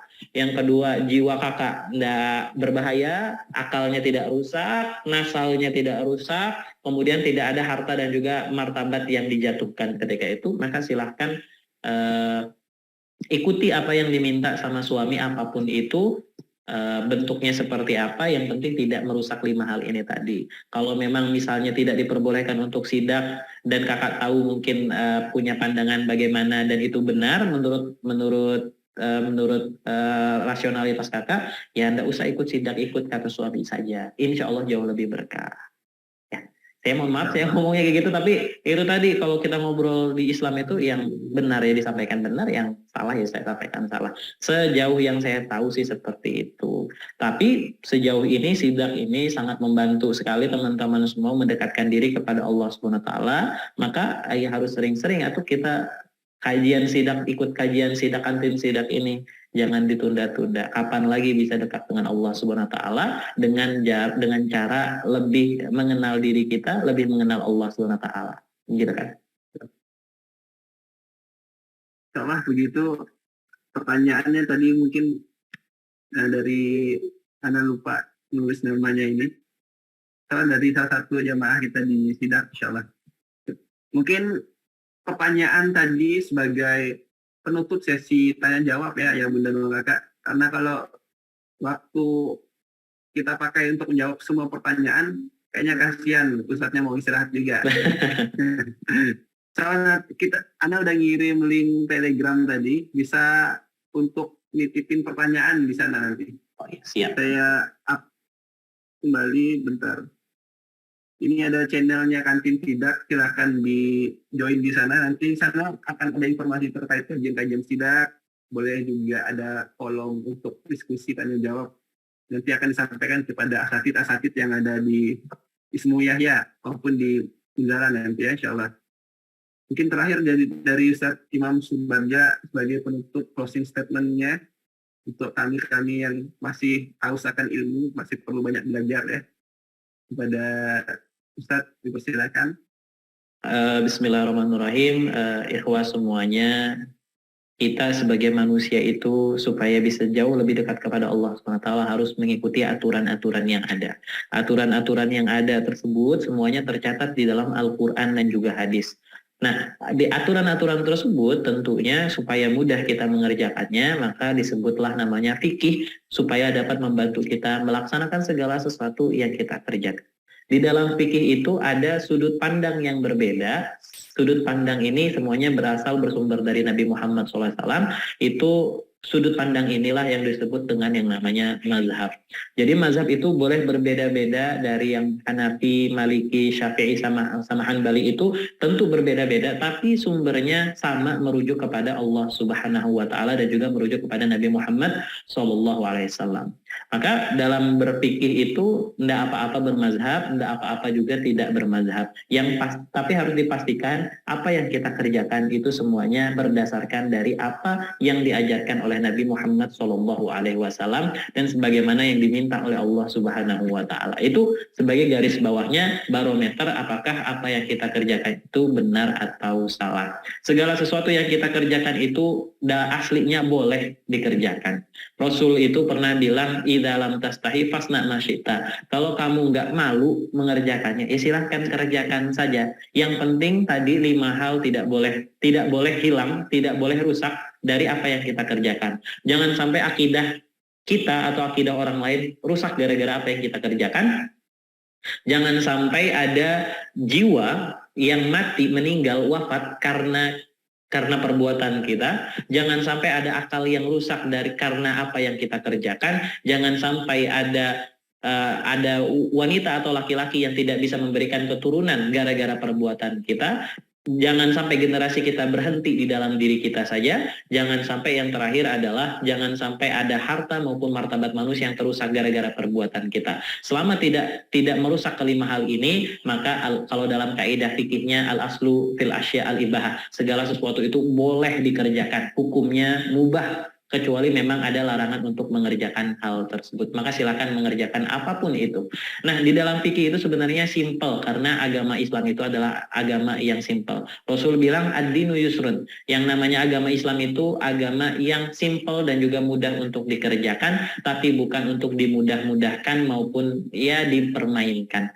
Agama Islam itu mudah supaya kita semuanya mampu untuk beribadah dalam kondisi apapun, di waktu kapanpun, supaya semuanya dekat kepada Allah Subhanahu wa Ta'ala. Mungkin itu yang bisa kami sampaikan, kurang lebihnya saya mohon maaf. Tentunya banyak sekali kontradiktif dari apa yang saya sampaikan, banyak sekali apa yang saya sampaikan ini sedikit berbeda dengan apa yang biasanya didengar. Mungkin saya salah karena memang kurang banyak membaca, bisa jadi saya yang salah, saya yang kurang, karena memang saya sendiri ngakunya masih manusia biasa yang penuh dengan khilaf dan juga salah. Saya mohon maaf sekali lagi kalau misalnya ada salah. Saya terima kasih, jazakumullah khairan kasiron, kepada teman-teman yang sudah bisa hadir kali ini. Barakallahu fikum, jazakumullah khairan kasiron. Assalamualaikum warahmatullahi wabarakatuh.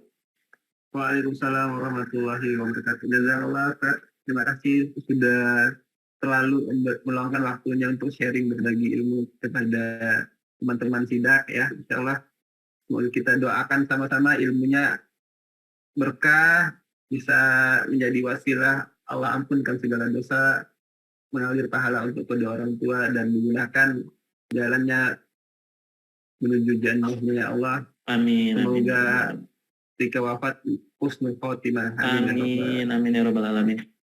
Mungkin itu dulu, Ustaz. Ana izin mau nambah sesi akhir, ada tambahan informasi sedikit. Siap. Terima kasih banyak, selamat istirahat juga, Ustaz. Iya. Kalau gitu saya pamit, Ustadz Aceh dan juga ikhwan semuanya, Bang Kakak Ayah Bunda, jazakumullah khairan kasiron. Assalamualaikum warahmatullahi wabarakatuh. Waalaikumsalam warahmatullahi wabarakatuh. Nah, insyaallah Ayah Bunda Bang Kakak seperti yang disampaikan di kolom chat ya, insyaallah saya akan berbagi informasi sedikit ya. Ini informasi baru karena platformnya baru. Kita punya platform baru, yaitu dengan modal sharing kajian bisa dapat pahala rezeki dan juga uang tunai. Nah, mau tahu gimana caranya? Nanti saya akan simulasi langsung. Jangan ninggalin forum dulu. Ini saya buka dulu kolom chatnya. Nah, biar kedapatan informasinya, silakan diikuti dulu sebentar, kurang lebih 3-5 menit kan paling lama ya. Saya akan ngejelasin platform baru kita di Sidak. Bentar, saya bukain dulu. Soalnya di sini nama platformnya Jembatan Kebaikan. Jembatan Kebaikan. Di layarnya mungkin udah muncul ya.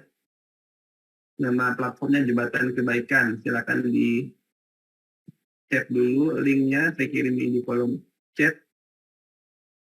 Ini adalah platform baru kita. Jadi semua kajian kita bakal kita publish di sini. Nah, untuk pekan ini ada kajian sidak, kantin sidak ya, memahami fikih sebelum praktek. Nah, di sini nanti akan selalu update kajian UAS juga masuk sini, kajian yang lain juga masuk sini. Ini ya beberapa udah nggak ada lagi ya. Insyaallah di pekan-pekan sebelumnya kita mengadakan beberapa kajian juga, di UAS juga mengadakan, di luar kajian kantin sidak dan UAS juga kita upload di sini, insyaallah full kajian 1 minggu. Nah, gimana caranya biar dapat, selain dapat pahala, dapat uang juga? Nah, di sini ada namanya fitur komisi. Nih, nah karena saya statusnya di sini sebagai admin ya, jadi nggak berlaku ini. Ini nanti berlakunya untuk user dan affiliate. Nah, jadi ketika share link, ketika ada orang daftar menggunakan link dari ayah bunda abang kakak semuanya, maka akan dapat komisi per peserta daftar. Nah, kalau di sini hitungannya 1.000 per satu peserta. Jadi ketika makin banyak peserta yang ayah bunda abang kakak ajak untuk kajian, maka komisinya akan makin besar juga. Nah, ini akan selalu terakumulasi dengan kajian-kajian berikutnya. Nggak hanya kajian pekan ini. Minggu depan ada kajian lagi, di-share lagi, nambah lagi komisinya. Minggu depannya lagi ada kajian lagi, di-share lagi, ada yang daftar menggunakan link referral dari ayah bunda, nambah lagi. Dapat linknya dari mana? Dari sini. Referral yang di bawah ya. Tinggal copy linknya, nanti akan muncul langsung ke WhatsApp-nya ayah bunda abang kakak. Nah, kalau biasanya kalau udah kita daftar duluan, kalau sebagai user biasa itu, kita daftar duluan aja. Nanti setelah daftar, misal ini, setelah daftar di sini, kita akan langsung terhubung dengan adminnya SIDA. Di sana udah ada link referral dari masing-masing abang kakak semua yang ingin share linknya. Jadi tinggal langsung share aja. Contohnya begini. Nggak lucu nih. Bentar. Ini lagi apa? Oh enggak. Insya Allah nanti kalau udah ada yang masuk kajian menggunakan link dari WhatsApp, nah itu salah satunya karena udah daftar di sini terlebih dahulu.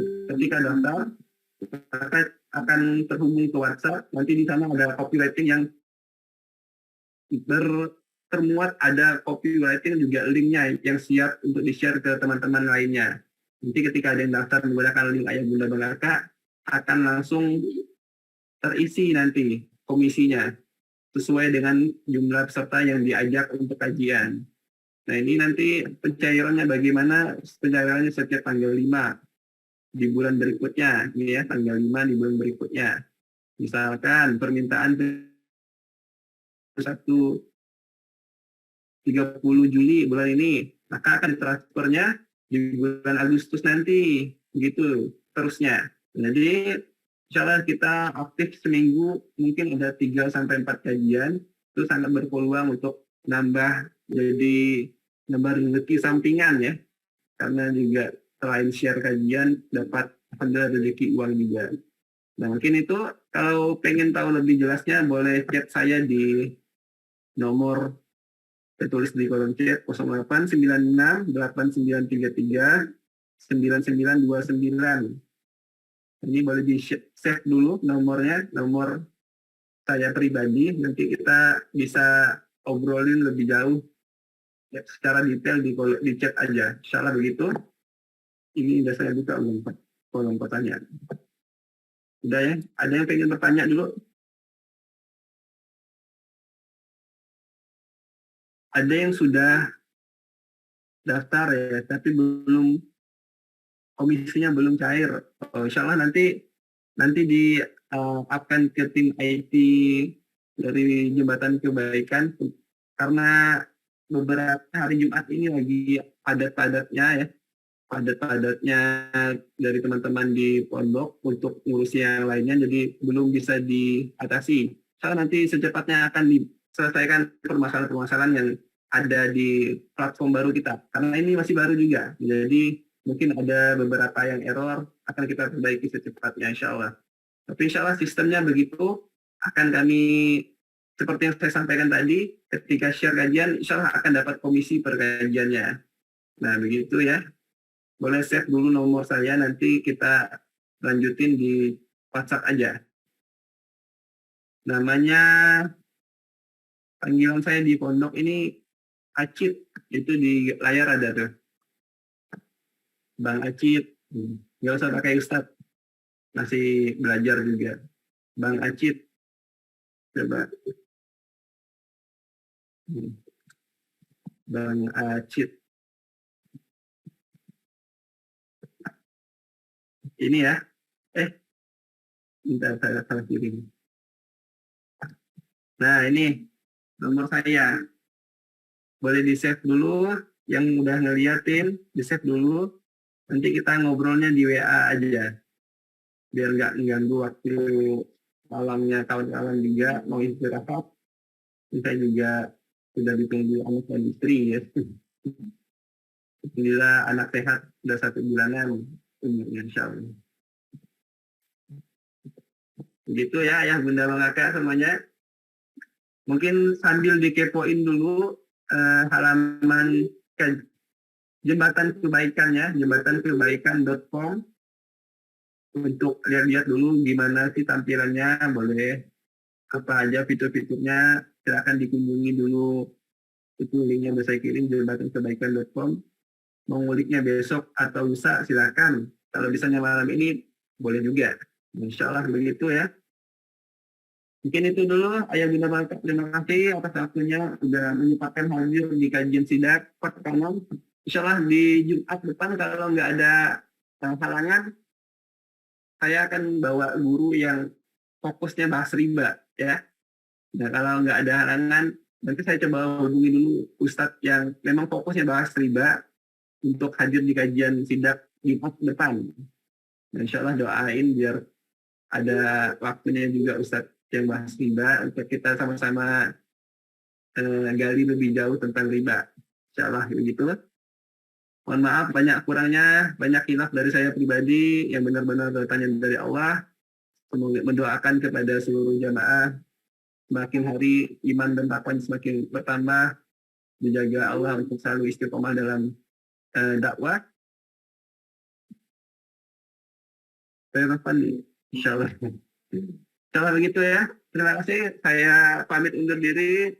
Selamat beristirahat. Alhamdulillah. Wabillahi taufiq wal hidayah. Assalamualaikum warahmatullahi wabarakatuh. Udah bisa ini enggak? Mic-nya nggak aktif ya? Nih, aktifin dulu. Nah, izin pamit undur diri. Assalamualaikum. Waalaikumsalam warahmatullahi wabarakatuh. Waalaikumsalam warahmatullahi wabarakatuh. Bang Haji. Ya. Waalaikumsalam warahmatullahi wabarakatuh. Afwan, udah. Jangan lupa save nomornya ya. Bang Haji. Nomornya jangan lupa di save. Biar kita bahas lagi. Siap, sudah. Insya Allah. Siap, sudah. Cakep, mantap. Yang lagi di Jawa mungkin Kiai kita lagi keliling Jawa dari minggu lalu. Keliling Jogja, Sukabumi. Izin keluar ya dari Zoom. Ya, izin juga. Izin ya saya tutup roomnya karena memang sudah waktunya selesai. Silakan beristirahat juga untuk Ayah Bunda pamit undur diri.